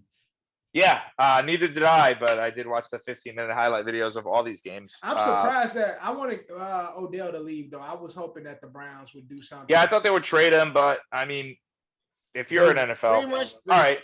They're doing Drew, kind of Dev, John, I'm not going to ask you. I'm just not going to ask you. Dev, do you want him on the Vikings? Excuse me. We don't need him on the Vikings. Okay. DQ, do you want Odell Beckham on the Cowboys? Sure.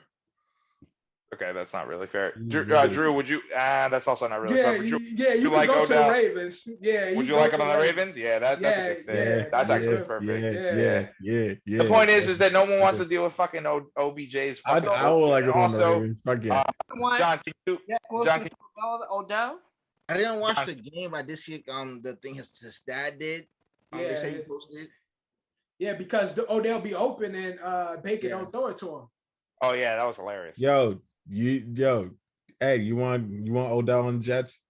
No thanks. That's lies. But ask the question. No, that's not lies. That's not lies. I want Denzel Mims to be on the field more. Why would I want Odell there? Because he'll create more opportunities for him. No, he wouldn't create more opportunities. But he wouldn't create more. We probably have to trade Denzel for him. Well, Denzel won't never play. I mean, we just lost Sammy Watkins, so I'll take. Yeah, no, that's a good fit. He should have. No, Ravens will be a really good fit for. For OBJ. Yeah, because Harbaugh don't really play that shit. So all right, that was a bad example, but honestly, I don't know if teams want to deal with him, man. He's again. If you want Odell wouldn't work on the Cowboys though because they got too many receivers. They got too many receivers already. We don't need them. But I just think for the sake of the Browns, they play better, or they showed to play better without him. So for the sake of their team, getting rid of him will allow Baker to play better. And the other part of it too is, and plus they get mad picks for Odell for real. Nah, I mean not anymore. His value has declined. And also, what we're not taking into account is contract. So Odell currently, Odell is signed under a 5-year, 90. God damn it, David Gettleman. Yo, he's such an asshole. Is owed $90 million with a $20 million signing bonus. His average, his yearly salary is $18 million. His total guarantee is $65 million. He probably got 2 years left on his contract. This is his third year. Okay, but if you were to trade for Odell right now, I would imagine you still have to pay him his $14.5 that he's owed this year. Next year he's owed $13.75. The following year he'll be owed $13.75, and then in 2024 he will be a free agent. So I don't think the Browns move him until they can't re-sign him in 2023 to where he'll go sign a mercenary deal somewhere. Players getting re-signed, the cap opens up in the offseason, somebody will go grab them. Oh yeah, for sure. We'll see. Contracts weren't guaranteed after a certain amount of time, like in general. Yeah, but Gettleman probably signed him to a almost full. I mean, like I said, he had a guaranteed contract pretty much. So out of the 90 million he signed for 5 years. Hold on, he's fully guaranteed 65 million. That's a lot of fucking money, dude. Winning. Yo, OBJ, let me get some. Let me hold some. Let me hold a little bit. I'll get you an 18. No problem. Yeah, that's a boring game. With that. Yeah, it was a terrible game. Wasn't even on Red Zone. Final score of that game was 15-10 in favor of the Steelers. Dearness Johnson did have a good game. Nick Chubb came back. Wait a minute. Don't they have every game on Red Zone? Yeah, it was barely on it because there was barely any scoring because it was 10-15. It was terrible. But that's neither here nor there. We can move on. Honestly, we could even move past this. Really, really sorry for everyone from Michigan, anyone who in the greater Detroit area who roots for the Lions. We're trying to find you a win. Yo, I swear to this was the God, week. bro, that shit I pissed thought me this off. was the one. Yo, they suck, bro. It had to have been They the suck. week. Turns out it wasn't the week. Final score 44-6. And they got for Lions. smoked. Yo, they got and again the By score the looked, Eagles, bro. but the Lions didn't score those 6 points until the fourth quarter. By that Scott nigga looking like Boston Barry Scott. Sanders out there. Boston Scott looking like. And the crazy part is that all he rushed for was 60 yards, and he had 2 touchdowns. And had no receptions, but it looked insane. Who's the Lions head coach? Dan Campbell, that Dan Campbell, as they Dan call Campbell. him. He's the guy that was on the press conference. It was like, oh, if you knock us down, we'll bite your kneecap. You knock us down again, we'll bite your other kneecap. Then we'll bite your dick off. Like, we're just gonna be resilient. And summer camp and shit, his player was fighting. He was like, "Yeah, I love that shit." Yeah. Yeah. He also cried when they lost to, I believe it was Minnesota. So I just feel so fucking bad for the Lions. But it's like, I think that they might be the first. Again, they were one of the only teams to go 0-16. And this was how long ago was it? Like 2006, right? That's what Calvin now. So it wasn't that long ago. The year 08, the year before they got Stafford. So it was 08, and now they quarterback then? That was Joey, right? It was it was a mix of people. Yeah, and it looks like they might be the only team to go 0-17, first time in NFL history. So that would be pretty bad. Speaking of Matthew Stafford, we'll go Rams, Texans. What you expect? I've been saying it all week. I've been saying it since he was Rams drafted. is going all the way, bro. I've been saying it since he was drafted. But Cooper Kupp has now had his best season, and we are in week 7. The Rams is going all the way, bro. Cooper Kupp has shattered his own records from years past. Now, granted, he had some injuries here and there, but he has more yards, more receptions, and more fucking touchdowns than he ever had in his best season. So he had 115 yards this week and a touchdown. He is on pace to break the receiving yards in a season. He could even break the touchdowns. So shout out Cooper Kupp doing his thing. Matthew Stafford again, 3 touchdowns. Didn't he? Yeah. I feel he got hurt in this game, right? Because that's Woodford went in for a second. I just don't know exactly the status on his injury because again, I did watch the highlights, so I didn't really catch to see exactly what happened to him. But on the Texan side of things, Davis Mills tried his best, 310 yards, 2 touchdowns, and an interception. Their 4-headed monster of Burkhead, Phillips, Lindsey, and Johnson tried everything they could, but obviously it did not work out. It was supposed to be a revenge game for Brandon Cooks. He did get a touchdown in this game, but other than that, not much else to talk about in that game. Next up, 49ers, Bears in the Dev Loyalty Bowl. If it was the 49ers Vikings, it would be even more so. But from Chicago, fake 49ers fan. If I'm a Bears fan, the only thing I'll say is I'm happy to see Justin Fields progress, and he definitely did. Yeah, he's definitely getting better.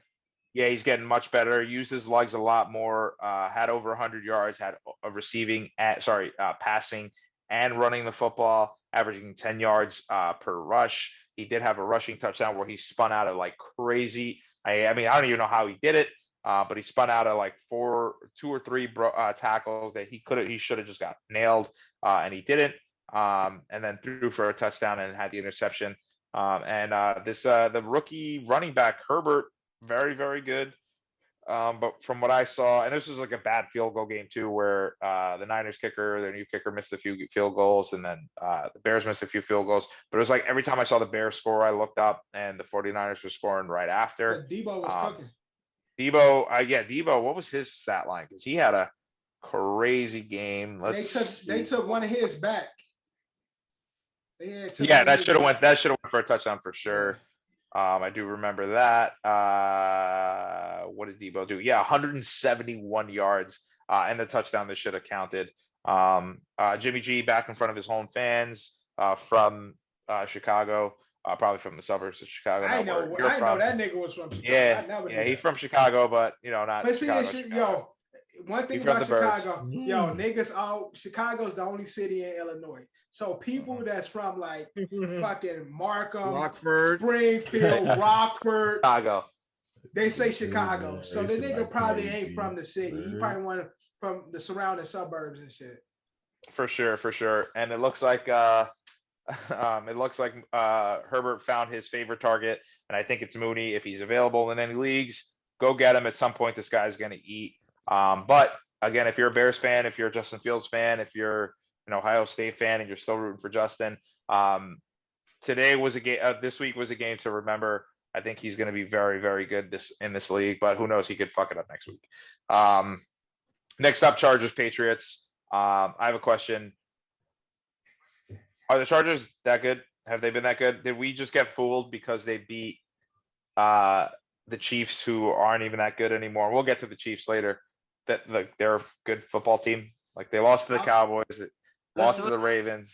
Listen, the Chargers. This is what the Chargers is. They got some weapons. They're a decent team on the rise, but they're just the new thought on the block, and everybody is going for it. Yeah, new thought on the block. Do you think that the Chargers are just the Chargers? Right, the first piece of bread. Let's look at that. Why you say like Rivers?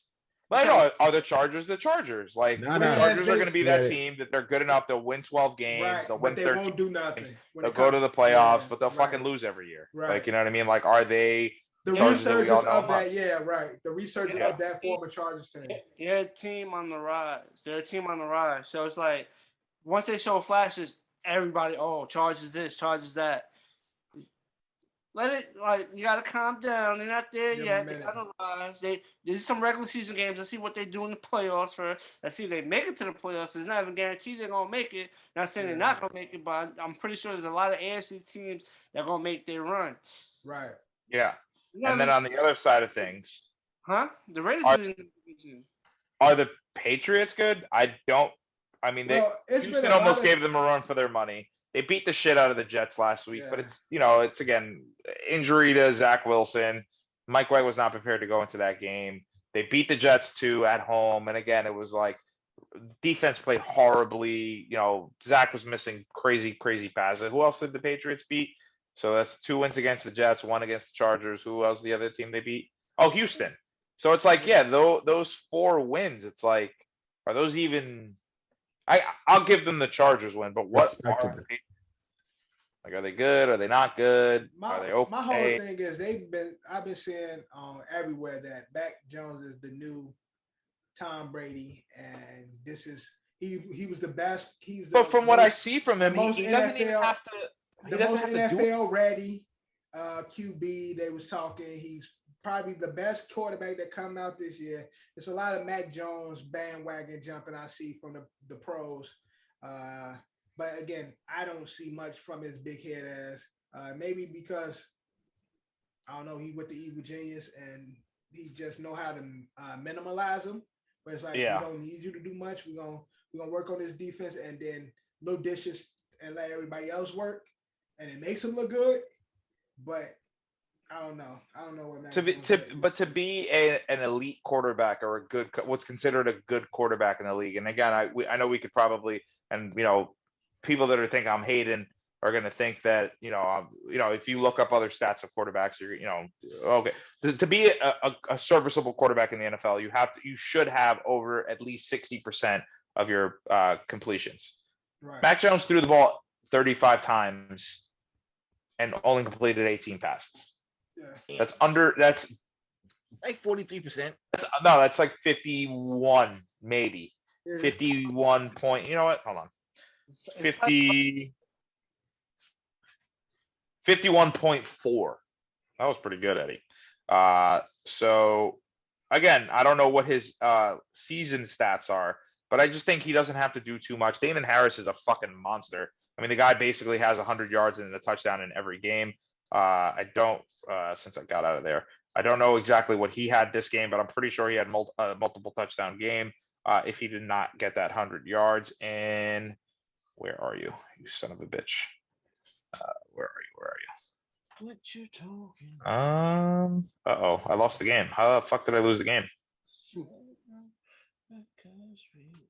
Either way, I just think he doesn't have to do too much. I think they're relying on, and again, it's Bill Belichick, right? That's what he does. It's literally what he does. That's what he's good at. But that's neither here nor there. Okay, yeah, Patriots Treasures. Yeah, Damon Harris had 80 yards for a touchdown, but 23 attempts. So again, we'll see what the season really means at the end here. And we'll go through these next couple games quickly. I'll just go through the crappy ones first. And then I will talk about the big ones, really, because there were two big ones, and then we can talk Monday Night Football. John, you can take it over from there. But first off, Seahawks Jaguars. Holy shit, Geno Smith looked like an all-star against that terrible Jacksonville Jaguars team. Almost 200 yards, 2 touchdowns. Alex Collins did not have a great game, but Lockett over 142 yards. DK 2 touchdowns in this game, and then I believe James Robertson went down in this game, so Carlos Hyde had to step up. Looks like he's going to be okay, but the Jaguars are the Jaguars. There's a reason why they're 1-6. There's a reason why they only won 1 game. It is what it is. And then Washington, Denver. Taylor Heineke is only good until the team gets into the red zone. He had 2 interceptions in this game, and one of them was a Hail Mary to end the second half, and then a Hail Mary to end the game.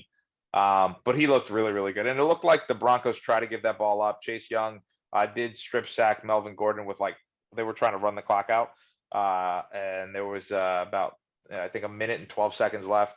Washington gets the football back, but penalties killed them. But final score of that game was 17-10. Both those teams are pretty bad. They're both really bad football teams. I don't see anything going on there.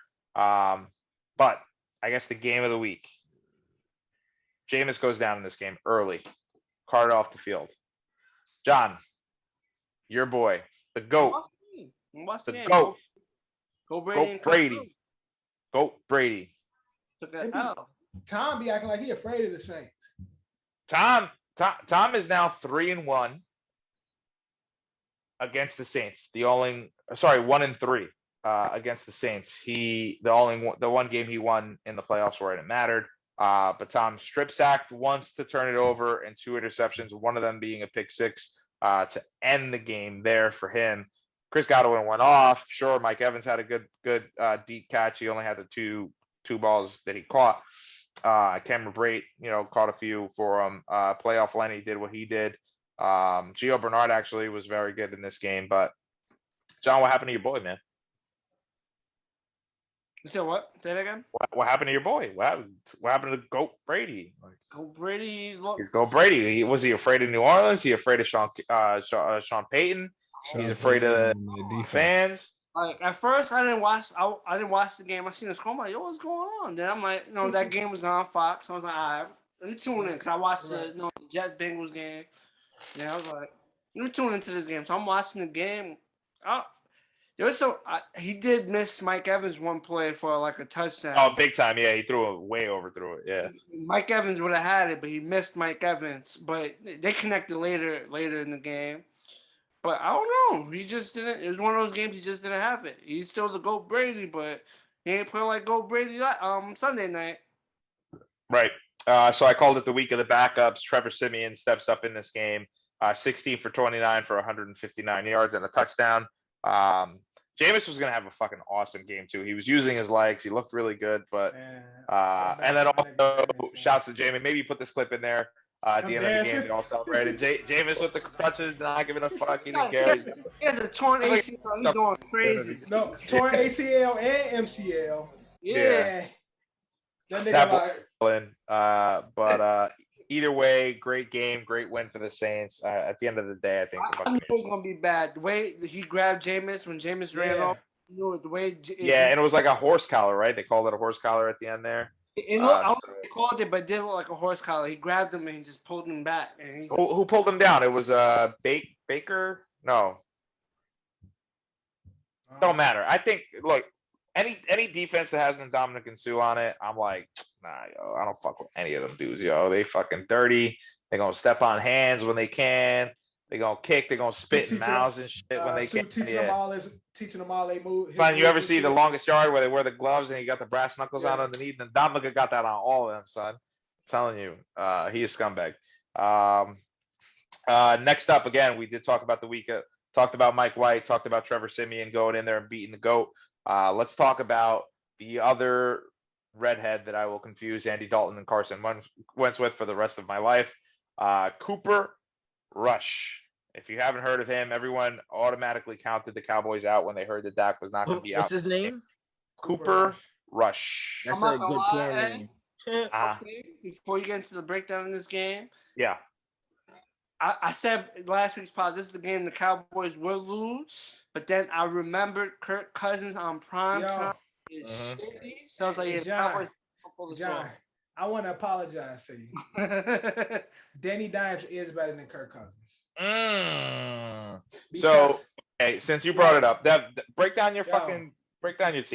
Kirk Cousins What's going on? Is a fucking bum. Yep. Straight like that. Third down. Checks it down. Check it down. Check it down for 13 and shit. Check it down. 4 to 5 fucking red zone trips. His ass couldn't do anything. Scored one time in the red zone. The defense had fucking Amari Cooper and CD shook. Them niggas was scared to catch the ball.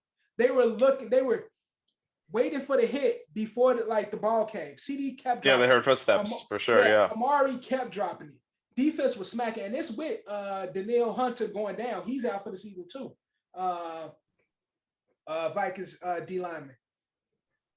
Fucking Kirk Cousins could not do anything. If Dalvin couldn't make the ball, couldn't run, Kirk couldn't do fucking anything. And they kept getting into the red zone.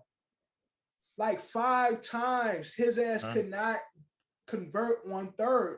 You would think team with Thielen and Justin Jefferson. And KJ Osborne's not bad either. KJ Osborne and Dalvin Cook. Just give the ball to Dalvin Cook. And Herndon from the Jets was having a good game. Yeah, was having a good game. When they get to the red zone and depending on Kirk to make a play, this bastard couldn't do that. And I know for damn sure, Danny Dimes in the red zone with those targets and those people, he gonna score. If it's 5 times, he gonna score at least 3. Yeah. Either he gonna do it with his legs or he gonna find one of them. Kirk, it's time for him to go. I'm sorry. I'm off the Kirk bandwagon.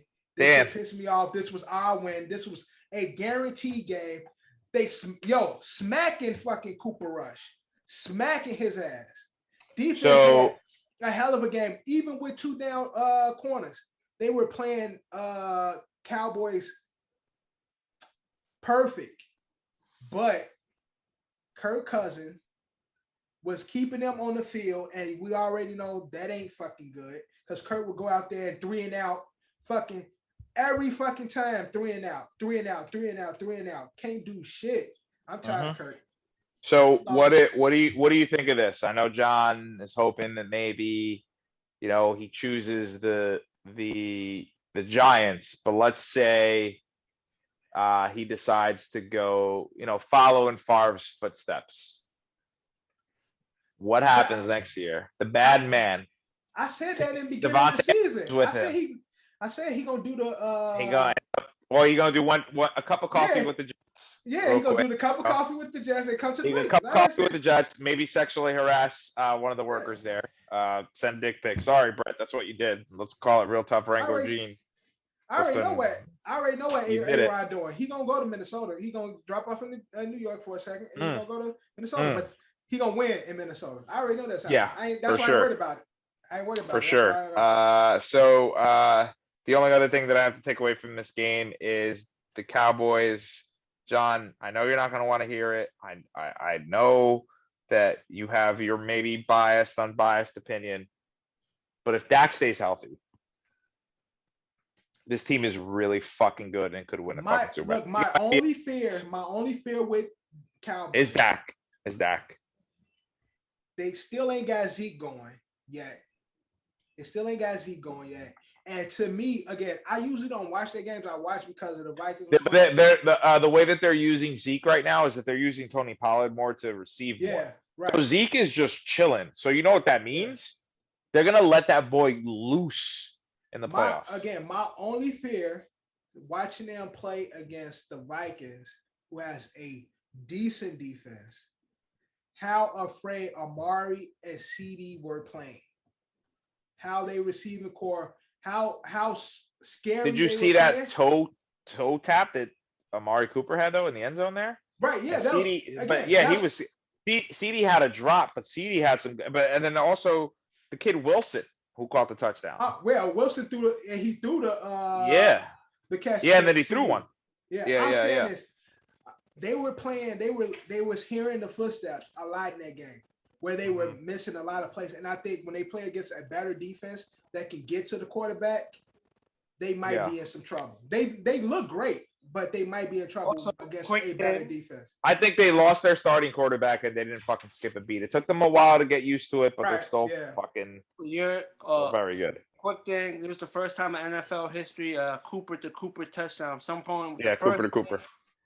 And the last going to the person with the same name, same last name as his first name, first ever time NFL history. Cooper rushed to Amari Cooper.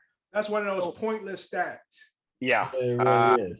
Okay. Johnny. Chill past the Paul George and Paul George at Chris Paul. Right. Johnny. Cap us off. Monday Night Football. Before I get into I'm not gonna lie, Joe Judge gotta be mad. He came out with an excuse. I don't know if y'all seen. He said every I think he said every road game or every game he's been having trouble with his headset. That's why they have to be calling certain time. That's what he said. I'm like, come on, my man. Don't just like you lose. Just take your L. Yeah, don't come up with these excuses. But supposedly his headset hasn't been working, which caused him to call timeouts when they not supposed to call timeouts. But excuse out of the way. Oh man, the Giants defense did a solid job last night. Solid job. Well, the Chiefs was running the ball on us successfully, but they just refused to run the ball. I don't know why, but they just refused to. But they was running successfully. But for the most part, we kept that offensive juggernaut. Then the Giants had a chance, but penalties did us in. They definitely did us in. Danny Dimes played a solid game yesterday, but damn, we could have pulled that off. And I needed that game for the fucking pool, man. They would have pulled it off. I would have won the pool this week. Well, they got a bad call at the end of the game, too. Face mask calls. That wasn't a face mask call, but face mask on Travis Kelce. I would say that was a bad call, but that wasn't a call that I would feel like that impacted the game. And the result of the game was going to happen no matter that call. What drove me crazy is at the end they had no timeouts. The offside. Danny Jones gets sacked 2 times. Oh yeah, right. 2 times. I understand. It's obvious we have to throw the ball. We have to get into field goal range. So for that, they're gonna put some pressure. The line's not good. We have injuries all over that line. The line's not good. Yeah. So at least put a back there for an extra blocker, or if anything, put an extra. If you don't feel comfortable running back, put a tight end back there for the extra block, and let the 4 receivers run their routes. And worst case scenario, they can't get open. Danny Dimes uses legs, but at least he'll have the time to create a play with his legs, like the whole play, But no, he gets sacked 2 motherfucking times. And then the last sack was a strip fumble. Atlanta wins. It's over.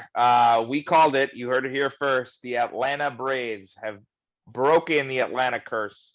For the first time since 1995, the Atlanta Braves are world champions. Suck that, Houston. Eat a fucking dick. That's what y'all get. Okay. John, you got anything else on that game? My team has potential, but it's like I'm not gonna lie, the injury bug has hit us. But the injury bug has hit us heavily. I just want my team to be somewhat healthy, and I just want to see them perform. It was a solid performance from the defense. Now it was a good performance from the defense yesterday. Yeah, I would say it was a alright showing from the offense. But damn, that was the game we should have won, and maybe we could have beat the Raiders. That had some confidence, beat the Raiders, and going on by on a little streak. You know, Panthers, Chiefs, Raiders. Try to stack them up. Then it wasn't going to happen. Sorry, John. And on the Chiefs side, they're bad. They're bad defensively. They can't do anything. Tyrann Mathieu, Mayhew, Tyrann, Honey Badger.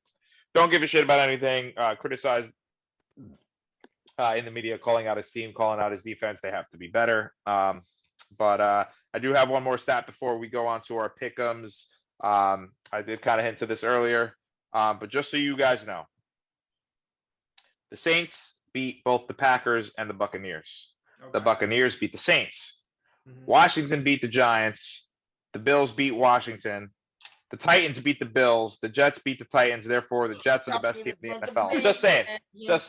They also beat the Bengals. So. And they also beat the Bengals, who beat the Ravens. So, hey, listen, here we are. But that is our Week 8 pick'ems, ladies and gentlemen.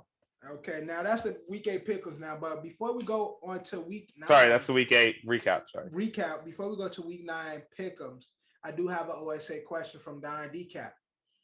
We were talking in the group, and I turned his statement into a question. So it's really a question from me based on Decap's statement.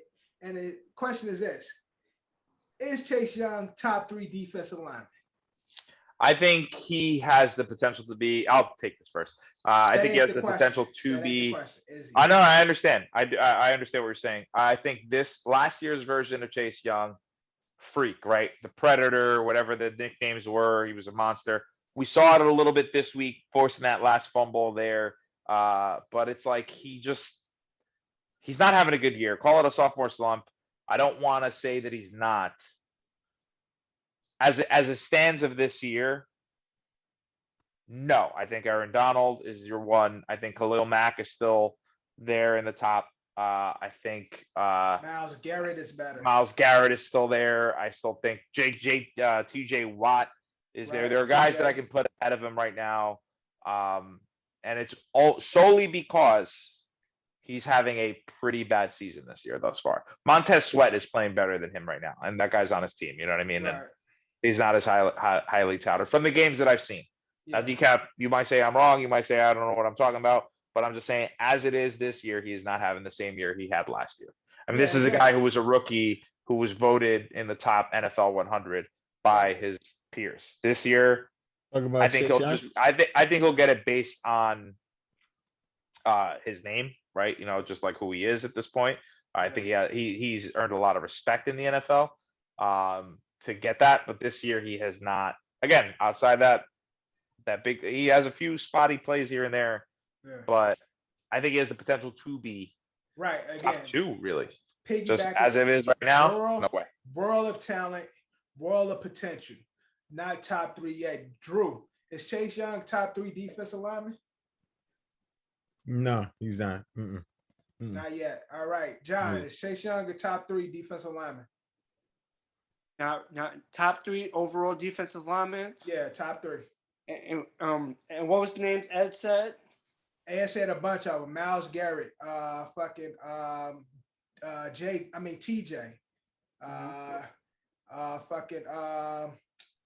Aaron Donald. I give him top 5. Who else? He's not top D lineman, but he might be. You got Cameron Jordan. I might give him top 5. You got Danielle Hunter.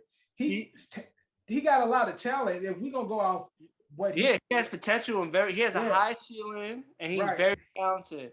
We got Chandler Jones. It's a lot of. He had a great rookie year. Yeah. Second year is not as. It's a step down from the first year. Right. But he has the potential to be. But I want to say he's top 3 right now. No. Yeah. Top 3 right now, and DQ clean it up is Chase Young top 3 as of right now. What year is this? Second year. This is first year pro, rookie last year. I don't really feel like right now it was way too early to put him in that conversation. Right. Sometimes a rookie or a sophomore can have those quick, and the slumps, especially like knowing that they still got more games to play. Just have a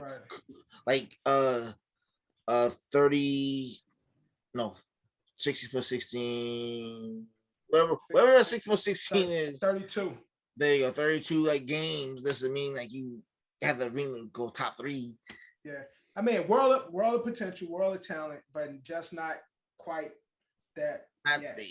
He's not real, pretty much. Yeah, don't get it twisted. He's gonna be. Yeah, and nobody's saying he's not.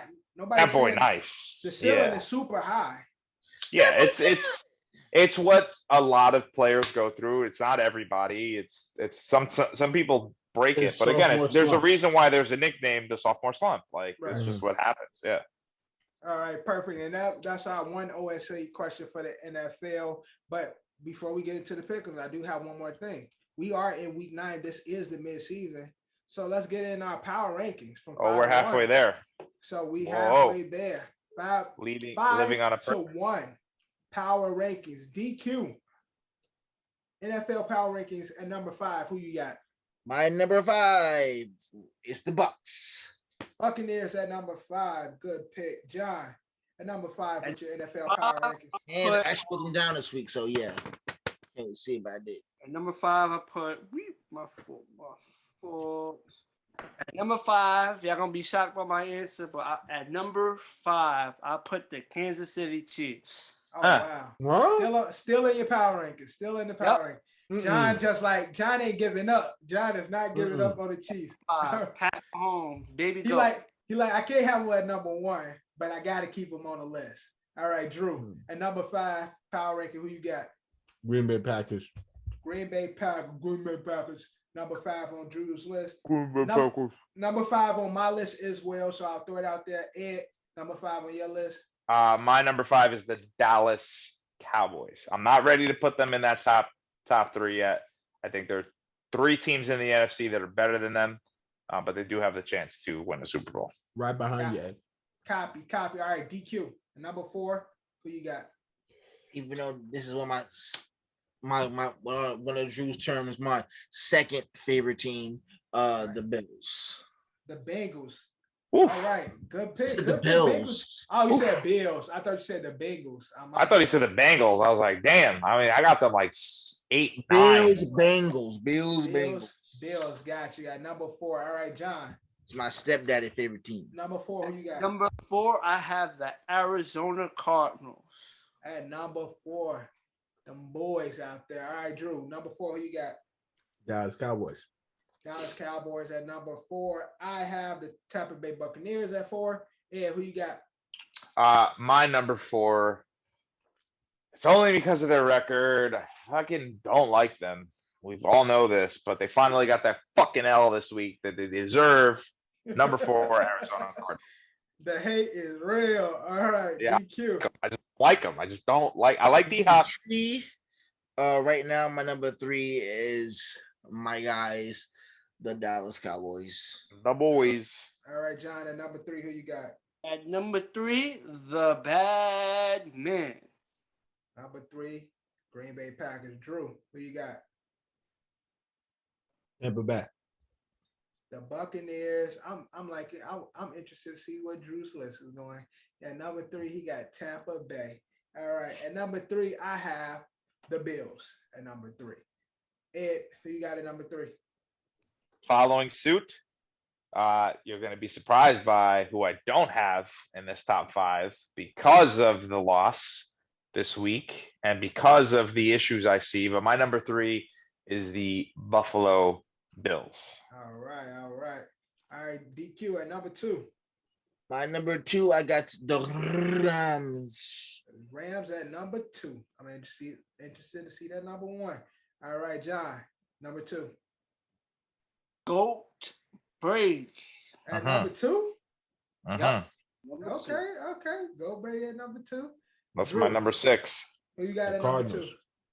number 2? Number 2 is the Cardinals. I also have them boys, young baby Yoda and them at number 2, Arizona Cardinals.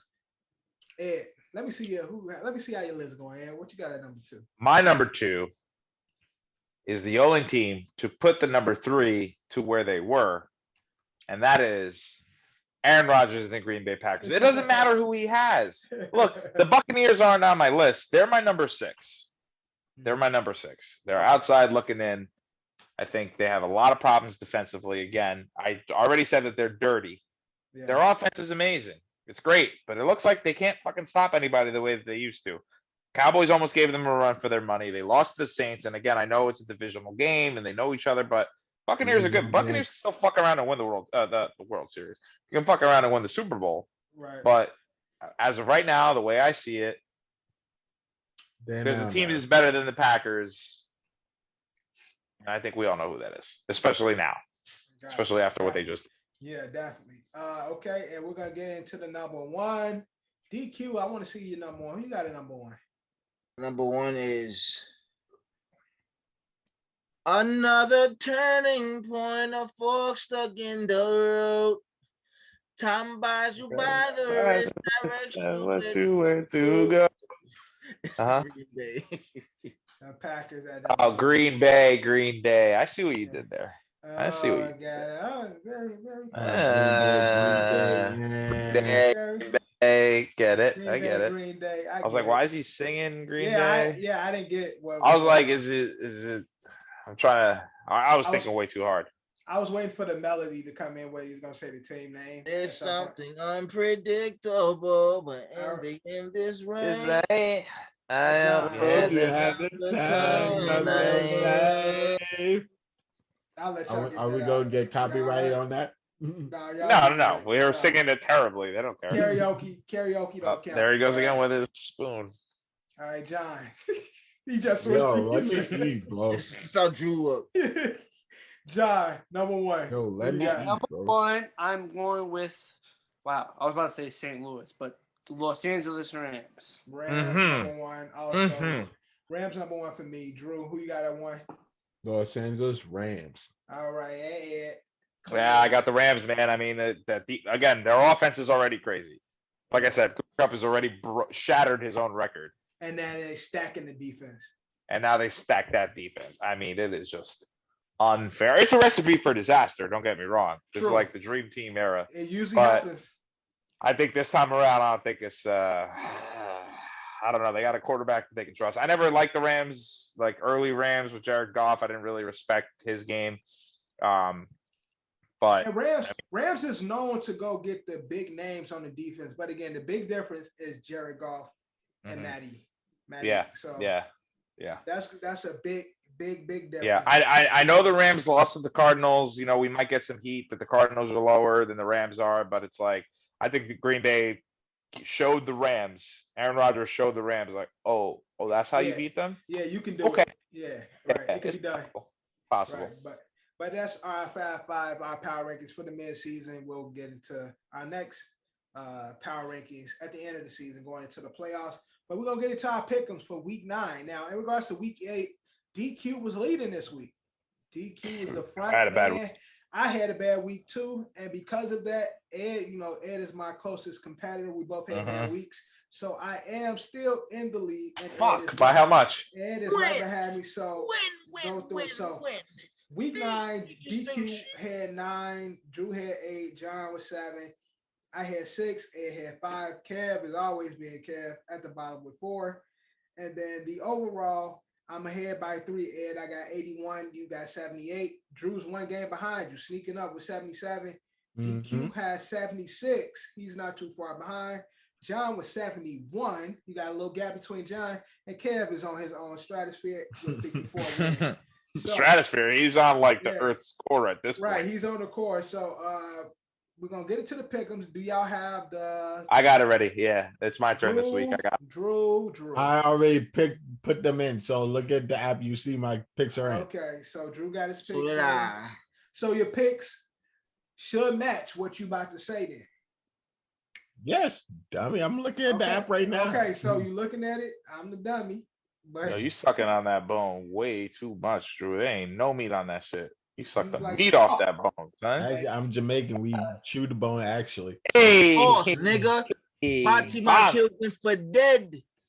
nigga, you know I'm talking about fucking chicken bone. Shut your ass up about Okay. You talking about that Shut up about pork.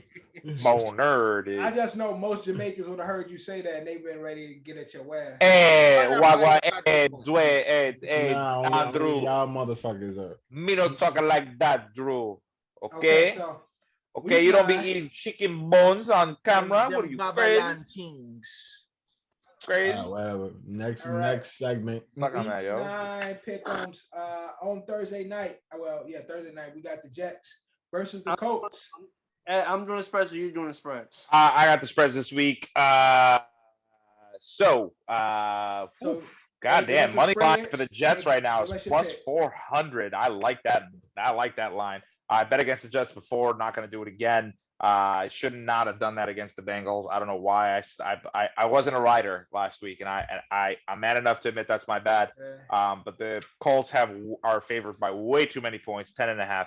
Jets will for sure cover that, and I would assume that they would outright win. 46.5 is the over under. Give me the goddamn Jets. Hey, you was on me like you ain't a rider. You ain't. Yeah. I'm a rider now. I'm back. You know what it is? Yo, they're my second team. You know what I mean? Bengals second team. We have Zach. You know what I mean? Like, how can I not? Yo, we suck. We suck for like years, right, Drew? That's how you say it. Right. All right. So you got the Jets. DQ. Who you got? One second. I think I got the Jets too, but let me clarify that real quick. Jets versus Colts. Let me double check. Fuck, where you go? Okay, hold on. John, who you got? John, you got Jets. I had the Colts. My bad. I picked the Colts. Oh, okay, DQ got the Colts. John, who you got? I am going with Jeremy Lin, Mike White. Give me the Jets.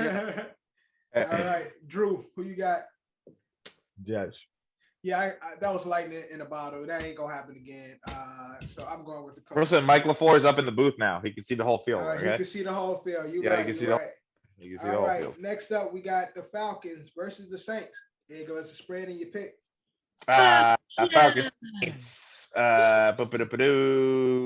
Orleans are 6-point favorites in this game. 42.5 is the over under. I believe Taysom Hill will be taking the reins. I believe he's back. I think he's healthy. Either way, Falcons suck. So give me the Saints. All right, DQ, who you got? Oh, when the Saints go marching in. All right, you got the Saints. John, this is the one. Who you got? Games like this. Oh my Lord. Y'all need to stop picking the Falcons. Y'all fucking yourselves up. Stop picking the Falcons.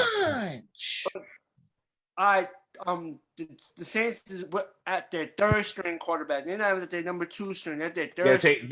I believe Taysom's healthy. I believe Taysom's Mike Glenn is a third string quarterback. Taysom is second also, string. Hate to interrupt this. A quick update. Jorge Soler is Taysom and Jimi.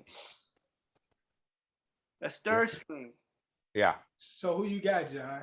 I'm going with the Saints to watch some funny shit happen. Saints at home. Saints is home, right? Yeah. Yeah. It's in the dome. All right. Drew, who you got? Saints. I've noticed when John picks against the Falcons and I pick them, they win. I'm going with the Falcons. Mm-hmm. When we pick them together, they lose. When we pick them together, they lose. I'm going with the Falcons. All right. Next up, we got the Bills versus Jaguars all around. So before we go all around, there's a new curse. Okay. You know, everyone knows the Madden curse. Everyone knows the curse of the Bambino. Everyone knows, and curses are meant to be broken. Right. There's a new curse circling around. I don't know if you guys heard about this, but players that show up on the Manning cast usually lose the following week. Josh. More recently, Tom Brady was on last week. Yeah, last week. Got his loss. Josh Allen was on this week. So that being take that into consideration before we go all around. Now against the Jaguars.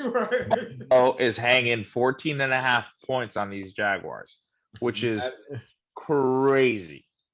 Over under is 48.5. Does that change anyone's all around? Hell no. No. Yeah, Jaguars gonna beat Geno Smith. Yeah, I'm gonna go with the Bills. You changing yours? I'm going with the Bills. I'm going with the Bills. All right. I just wanted to try to trick you guys. Next up, we got Browns, Bengals, and give us a spread and your pick. Okay, so as we know, the Cleveland Browns are injured. That's what makes Cincinnati a favorite in this game, but only by 2.5 points. Over under is 46.5. I got to go with my second team, right, Drew? Let's go with the Bengals.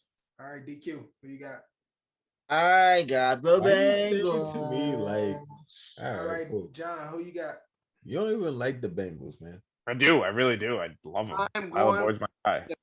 Joe Mixon's my guy. Oh, cool.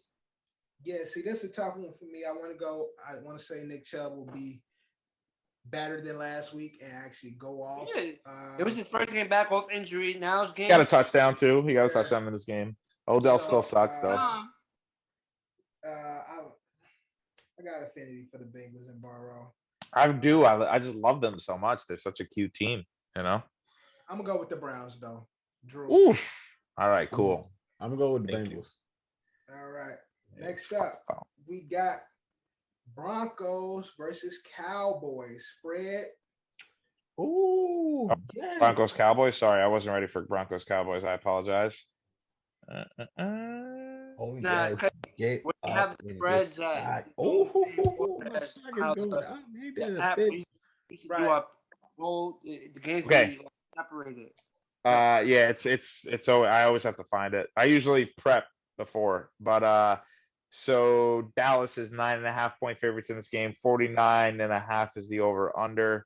I don't know the status of Dak this week, but you know, I mean the Broncos are still the Broncos. Jerry Jeudy's back, so you know maybe that gives Teddy more options. Javonte Williams is there. Melvin Gordon had 2 touchdowns. Javonte Williams seems to be a thumper. But it doesn't matter. It seems like the Cowboys can win with Cooper Rush or Dak.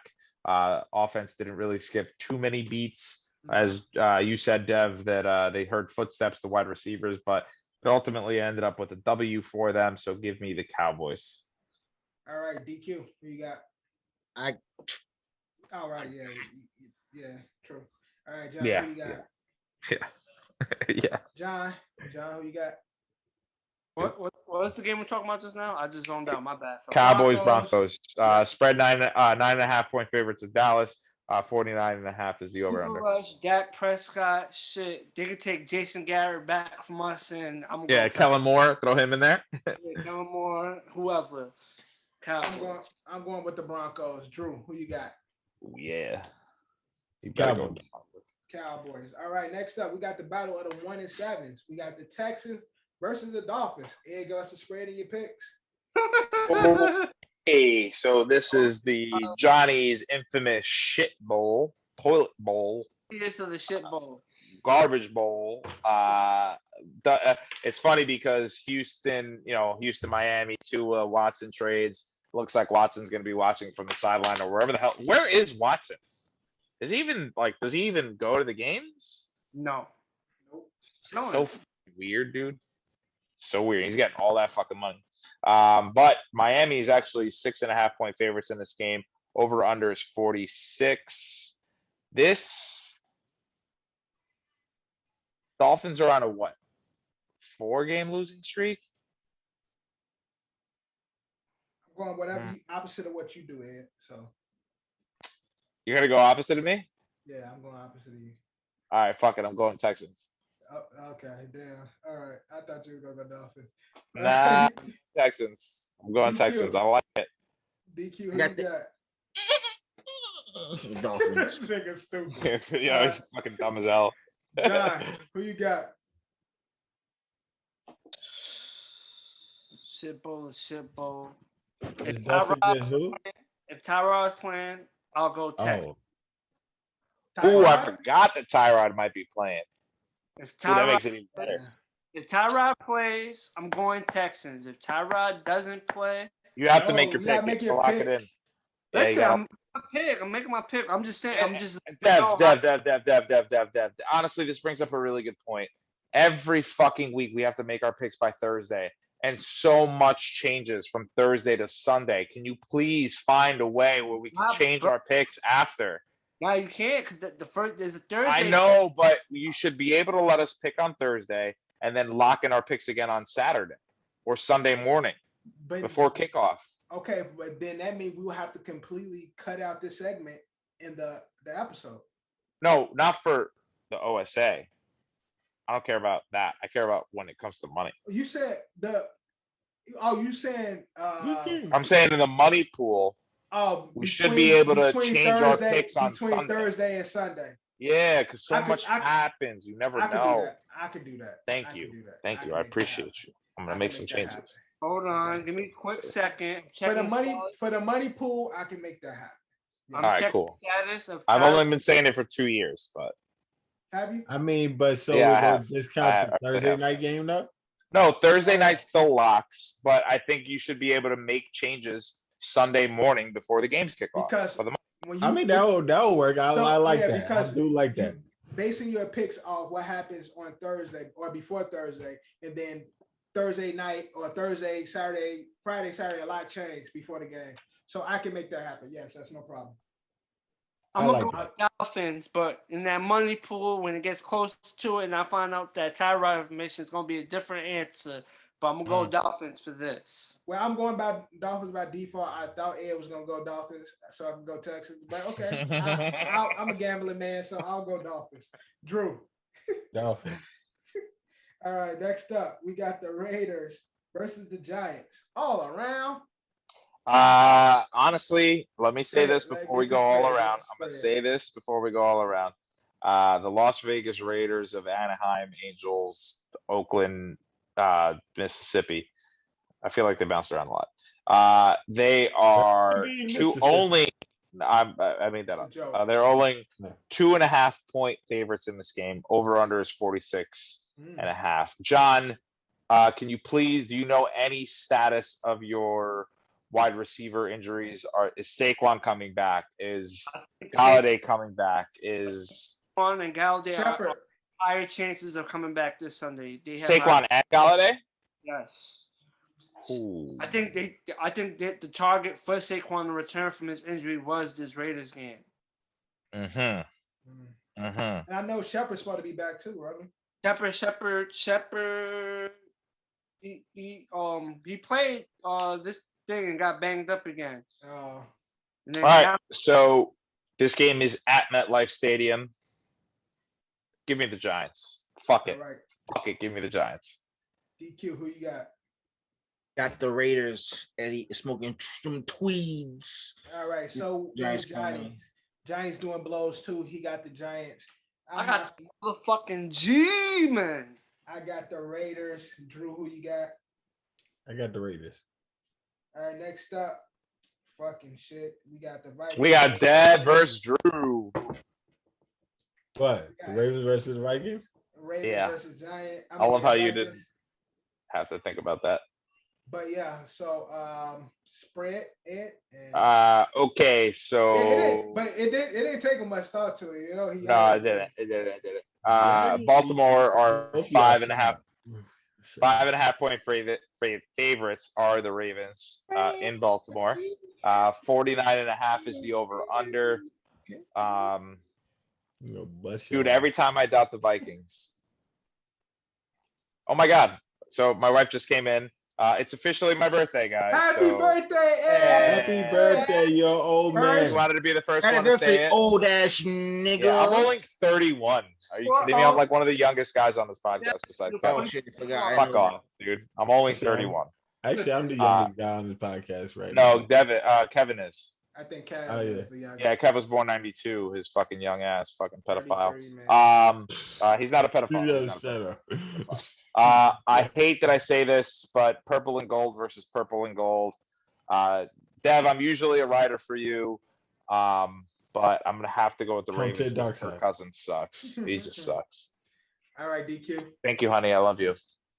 I'm going with the Ravens. John.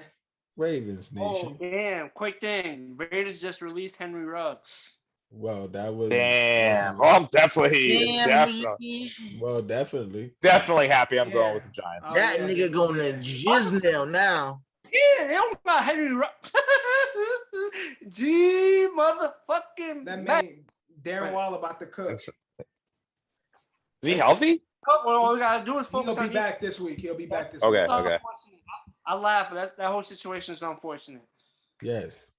Yeah, don't drink and drive, folks. Just drink and stay home like I do. Vikings, Ravens, who you got? Is that me? Yeah. Give me the Ravens.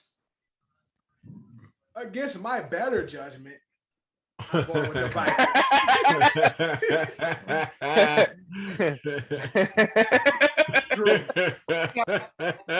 Money pool looks. We'll see how the money pool looks. You know where I'm going. Yeah. We're gonna see. Yeah, go ahead. Yeah, next game. Next up, we got the battles of the 4 and 4. We got the Patriots versus the Panthers. Hey, give us a spread in your pick. What the fuck? Oh, never mind. I read that wrong. Patriots are 4-point favorites in this game. Over under is 41. It pains me with every bone in my body to say New England Patriots. All right, DQ. I have the Panthers shall be stripped away. John, who you got? I think the Panthers have QB injury issues. I would go Panthers, but Sam Darnold's a question mark. Yeah, he's under concussion protocol. So I don't know the status of CMC. I spy Sam Darnold hurt. Surprise. What a surprise. But for the money pool, my choice might change with the whole doing this new switch with the money pool. But for this pool, I'm gonna go Patriots. Yeah, I'm tired of people thinking Patriots good, and I hope PJ plays. I'm going with the Panthers. All right, Drew. Oh, PJ Panthers. Yeah, definitely gonna lose. Yeah, they're definitely gonna lose. He's all right. He's not. I like PJ. You know, he's energetic. Yeah, I like it. I like the energy. Yeah, I like the energy, but he's like Taylor Heineke, but worse. Patriots ain't that good. Patriots no, they're definitely not. I'm not saying that they're good. I'm just saying. They just have. I got Panthers. Okay, all right. At the helm. I got Drew. Drew, who you got? I said Panthers. Oh, Drew got the Panthers too. See, he dumb sometimes, but not when he picked with me. All right. Fuck you. Next up, we got the Chargers, Eagles, all around. How is that possible? I don't know. Okay, go to the spread. Give me the spread. So Chargers are only 1.5 point favorites. Over under is 50. Now I did mention. What are the Chargers? I said that at the beginning. It's like, yo, who are they? Like, what are they doing? Are they the Chargers of old? Are they the San Diego Chargers that we're used to? Right. Also, real quick, since we're talking about Chargers, I forgot, who did he say he wanted to play for? Oh, Phillip Rivers said he'd come out of retirement to play for the Saints. Forgot about that. Yeah, I forgot about that. Crazy. I've been doubting Philly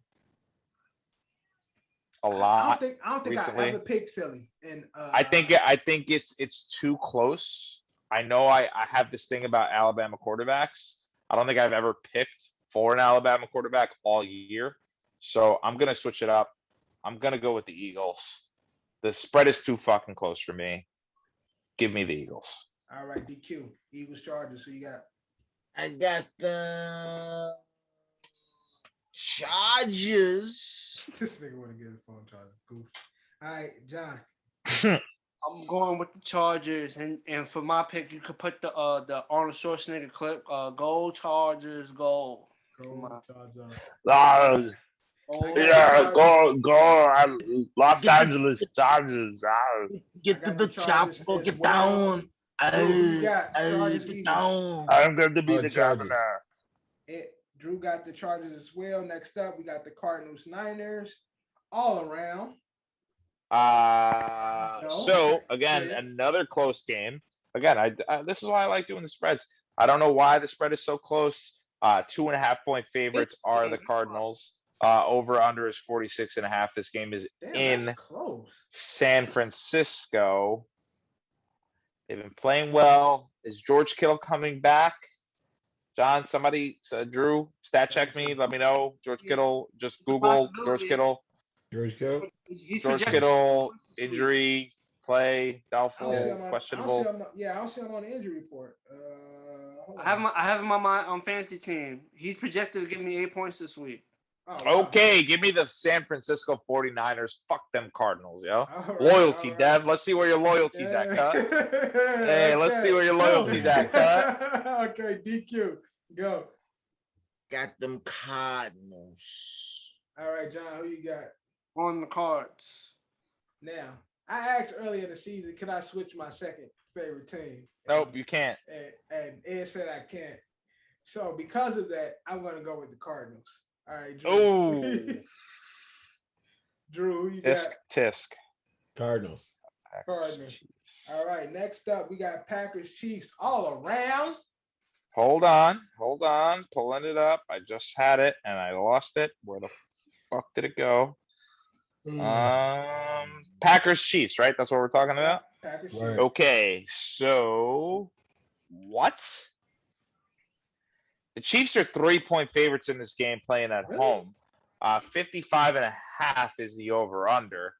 This could be a get-right game for the Chiefs. This also could be, I'm assuming, defense and a new offensive lineman. I would assume you're getting Alan Lazard. I'm assuming you're getting Marquez Valdez-Scantling, who I think is the deep sleeper for the rest of the season. So if you don't have him on your team, definitely go get him. Oh, wait, I have him on every single one of my fantasy teams. Give me the Green Bay Packers. Marquez Valdez-Scantling. Quick early bold prediction. 2 TDs this game if he plays. 2 TDs if he plays. Got it. All right, DQ. Packers Chiefs. Who you got? Green Bay. John, who you got? John, these your guys. But I'm going with Baby Goat. Going with the Baby Goat against the bad man. Oh my gosh. Jonathan Reyes. I did not expect that. You love the bad man. Oh, well, New York got a new mayor. Who just won? De Blasio's got, well, duh. What do we think? Eric Adams won the mayor race. That's the black guy, I'm right? seeing it right now, yeah. Congrats. That's the black guy that got beat up in the 70s. Let's just be real. I know we don't get political. This is a sports podcast, but De Blasio was fucking long gone. He was long gone. No, he's horrible. De Blasio, Cuomo, all them niggas, they all fucked up. Yeah, they gone. They Italian. What you expect? So, let's just say something real quick. New York's gonna get a little purple. Yeah, and by purple, I mean they might be a little red these days. Just saying. We ain't putting up with this Democrat bullshit. It might be good for the city. Yeah, we never know. We'll see. But I got the Packers. Drew, who you got? Packers, Chiefs. Packers. All right, next up. I was about to say a good game, but then I remembered Derrick Henry's not there. We got the don't matter. This is the Rams. Don't matter. What's the spread? Okay, so the Rams are on the road. 7.5 point favorites. No, the Rams are home. Oh, sorry. Sorry. Rams are home. 6.5 point favorites. Over under is 54. It's tough, man, because I do love me some AJ Brown. I do love the resurgence of Ryan Tannehill. I think McNichols will still be good, but I can never, ever, ever go against my little Cooper Kupp. Love that boy. He's gonna break records. Cooper Kupp, white boy. That's how a white man catches the football. That's how a white man runs routes. No, you always say, I love that little white boy. I love that little white boy. Give me the Rams. All right, DQ, who you got? Los Rams. John, who you got? Oh, Rams. I got the Rams. Drew, who you got? Rams. And last but not least, we got Monday night. We got the Bears versus the Steelers. Give us the spread. Okay. Shouldn't be all around. Chicago is 6.5 point underdogs. Over under is 40. Listen to me right now. I've seen what I needed to see from the Steelers. I've seen what I needed to see from Big Ben. I've seen what I needed to see from Najee Harris and Chase Claypool and Deontay Johnson. They'll get their touchdowns. Don't get me wrong. But what I've seen from Justin Fields has been incredible. Dev, your family's going to love me for this one. But the Bears go on the road. They beat the Pittsburgh Steelers in an upset. DQ, who you got? Got the Steelers winning by 10. John, who you got? I am going with the Bears. I also am going with the Bears. Low scoring. Your father will be happy about that. All right, Drew, who you got? Bears, Steelers. I'm going with Steelers. He got the Steelers, and that is our pick 'em for week 9. As you can see right here. Boom. Let's run through this episode, man. We got a new segment called Doing Numbers. It's very I'm good at this. Very simple. When it comes to football. All I'm going to do is give you a player, and you just got to give me their jersey number. That's okay. it. I can do this. Now. Hands up, too, by the way. No cell phones. No cheating.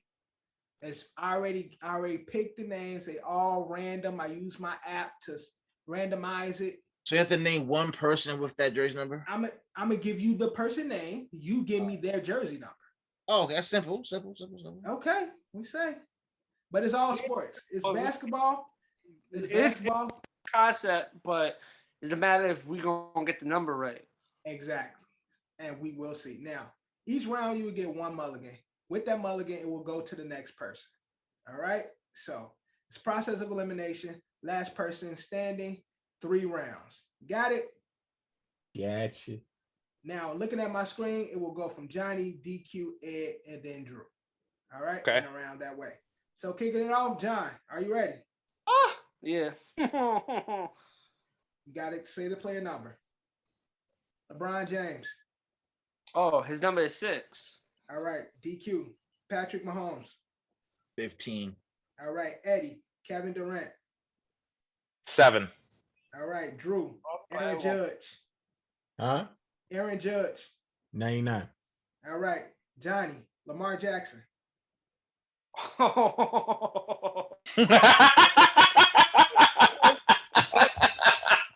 5 seconds. Oh my God, what's Lamar's number? Holy fuck, I'm about to bomb this shit, but... John out this round. John's out.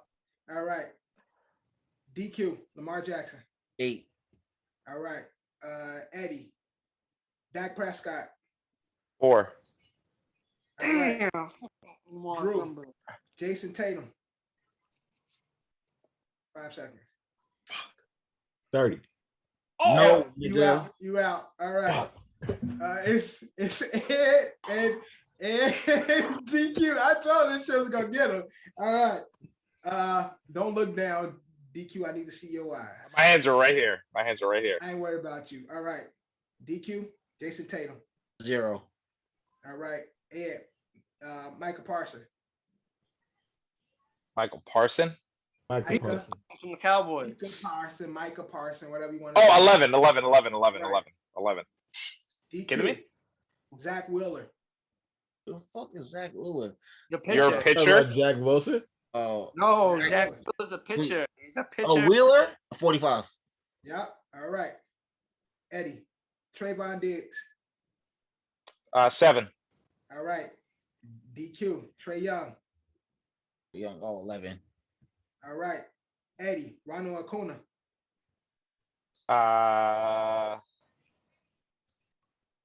21. Wrong. 13. Fuck. What is DQ it? got 13. DQ got the first round point for DQ. Let's get it. All right. Lamar Jackson. I'm not gonna. I was gonna say the wrong number. Okay. Who's me hits, but I was gonna say 9, so I was gonna get that shit wrong regardless. Who was I thinking that's 21? I don't know. Probably Vladdy's 24. I get Acuna and Vladdy confused, but Vladdy's 24. Vladdy got his dad's name, his number. Dad's number. 127? Yeah. Oh, yeah, 27. Yeah, Vladdy got 20. Why did I say 21? Next round. John, kicking out with you. You ready? Yes. Jarvis Landry. 80. DQ, Michael Brantley. What sport is this? Baseball, Michael Brantley. Damn, I literally don't know this one. I'm gonna say what, 26? Wrong, you out. All right. Oh, what's the number? 23. All right, I gotta get it. Well, I said it because Ed, Deshaun Watson. 4. Drew, Calvin Ridley. Oh. 15. Wrong. Nope. All right, next 14. up, John, Calvin Ridley. What happened? I said 11. Wrong. You out. 18. Ed is our winner for round 2. Point Ed, point DQ. I'm bugging. Let's go. Julio's number in Atlanta. What the fuck is wrong with me? All right. Third round. John, you up first. Kawhi. Kawhi 2. DQ. Klay Thompson. Klay Thompson? Oh, 11. Right. Eddie. Fernando Tatis. Oh, I know this. God damn it. Oh, 23. Duh. Yeah. That's 7. Yeah. 23. All right. Drew. Carlos Rodon. Oh my lord. That's coming on me. Drew out. John. Carlos Rodon. 3. Wrong. John's out. DQ. Carlos Rodon. This is baseball, right? Yeah. What team is he on again? Bro, you asking too many questions. You out. 5. Wrong. At 55. Ed wins. That's 2 wins for Ed. You won, Ed. We was only doing 3 rounds. Ed is our way to doing numbers. Just like Let's go. doing numbers. Let's go. I only got one wrong. This is correct technically. I only got one wrong. What was Rendon's numbers? 55. Oh, really? I said 5. That's bullshit. Shit, I would have lost because I would have said 52. And I said 5. That's bullshit. You said 5, but 55. And that is doing numbers. I will bring that back because I like doing Oh, numbers. I like that. That was fun. I literally That was guessed the 2 and 2 random people, And and it was close to just if you get Michael Bradley, Breton or Bradley number, he probably lost that round. I would have got it wrong, yeah, if you didn't ask for it. And see what y'all didn't do. I said y'all had one mulligan. Instead of not guessing right, y'all could have used the mulligan for each round. I told you had one I didn't mulligan. realize that. So Oh shit. next time y'all know. But that is doing numbers. I'm gonna rate it back because I like this game. All right. Next up. This is a bad game. I mean, for the rest of the squad. For me, again, I'm gonna get a few wrong. I'm gonna use that mulligan next time. I actually have an idea. We should turn this shit into a drinking game. Yo, Next that's time gonna be horrible. So, That's hello. horrible, though. Listen, I drink this whole fucking. it's a drinking game for the fun of it. Yo, that's gonna be horrible. We have to do a separate OSA doing numbers episode. And that shit, like, that's a special. That niggas be fucked up. But we moving on. We moving on to Marquee Misses. Drew's baby. Drew was adamant about getting this back. So Drew, kick us off with your game or sport event of the week. Marquee Misses. The Jazz versus the Hawks on Thursday. Bingo. Jazz versus the Hawks. Solid game there. DQ, give us your Marquee Miss.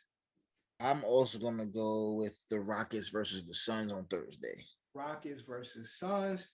Johnny, Marquee Miss. My marquee miss is teams that are already named, but I'm going Hawks versus the Suns on Saturday.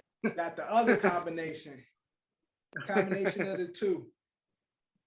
Eddie, Marquee Miss, sporting event. Game. Did we say Hawks Nets tomorrow? He didn't, but that'll be before the episode airs. Okay, never mind. So let's go. Hold on, I'm gonna find a better game. Sorry, I forgot we were doing Marquee Miss. I apologize. That's my bad. I take accountability for not being prepared. Accountability, the key word. My Marquee Miss is UFC 268 Usman versus Covington. I am. Usman's fighting? Yes. Is that a Marquee Miss though? Usman's fighting. For most people for us, We And also, I think Canelo's fighting Saturday as well. Canelo's fighting Saturday. I didn't even know nothing about that. I will watch that fight illegally. And my marquee miss will be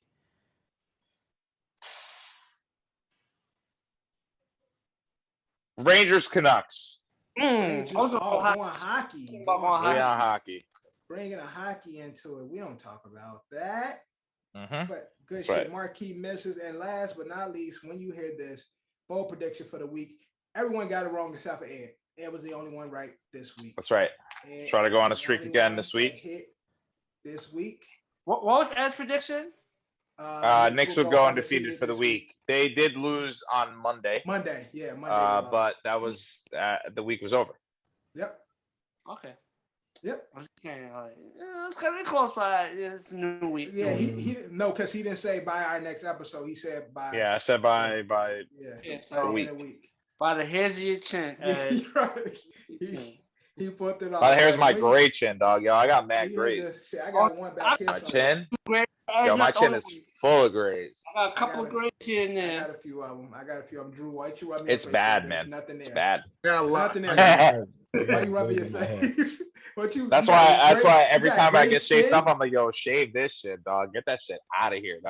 Drew, that's a birthmark. That's not hair. That's a birthmark. You don't have no grays. All right. When you hear this, Drew, give us your bold prediction for the week.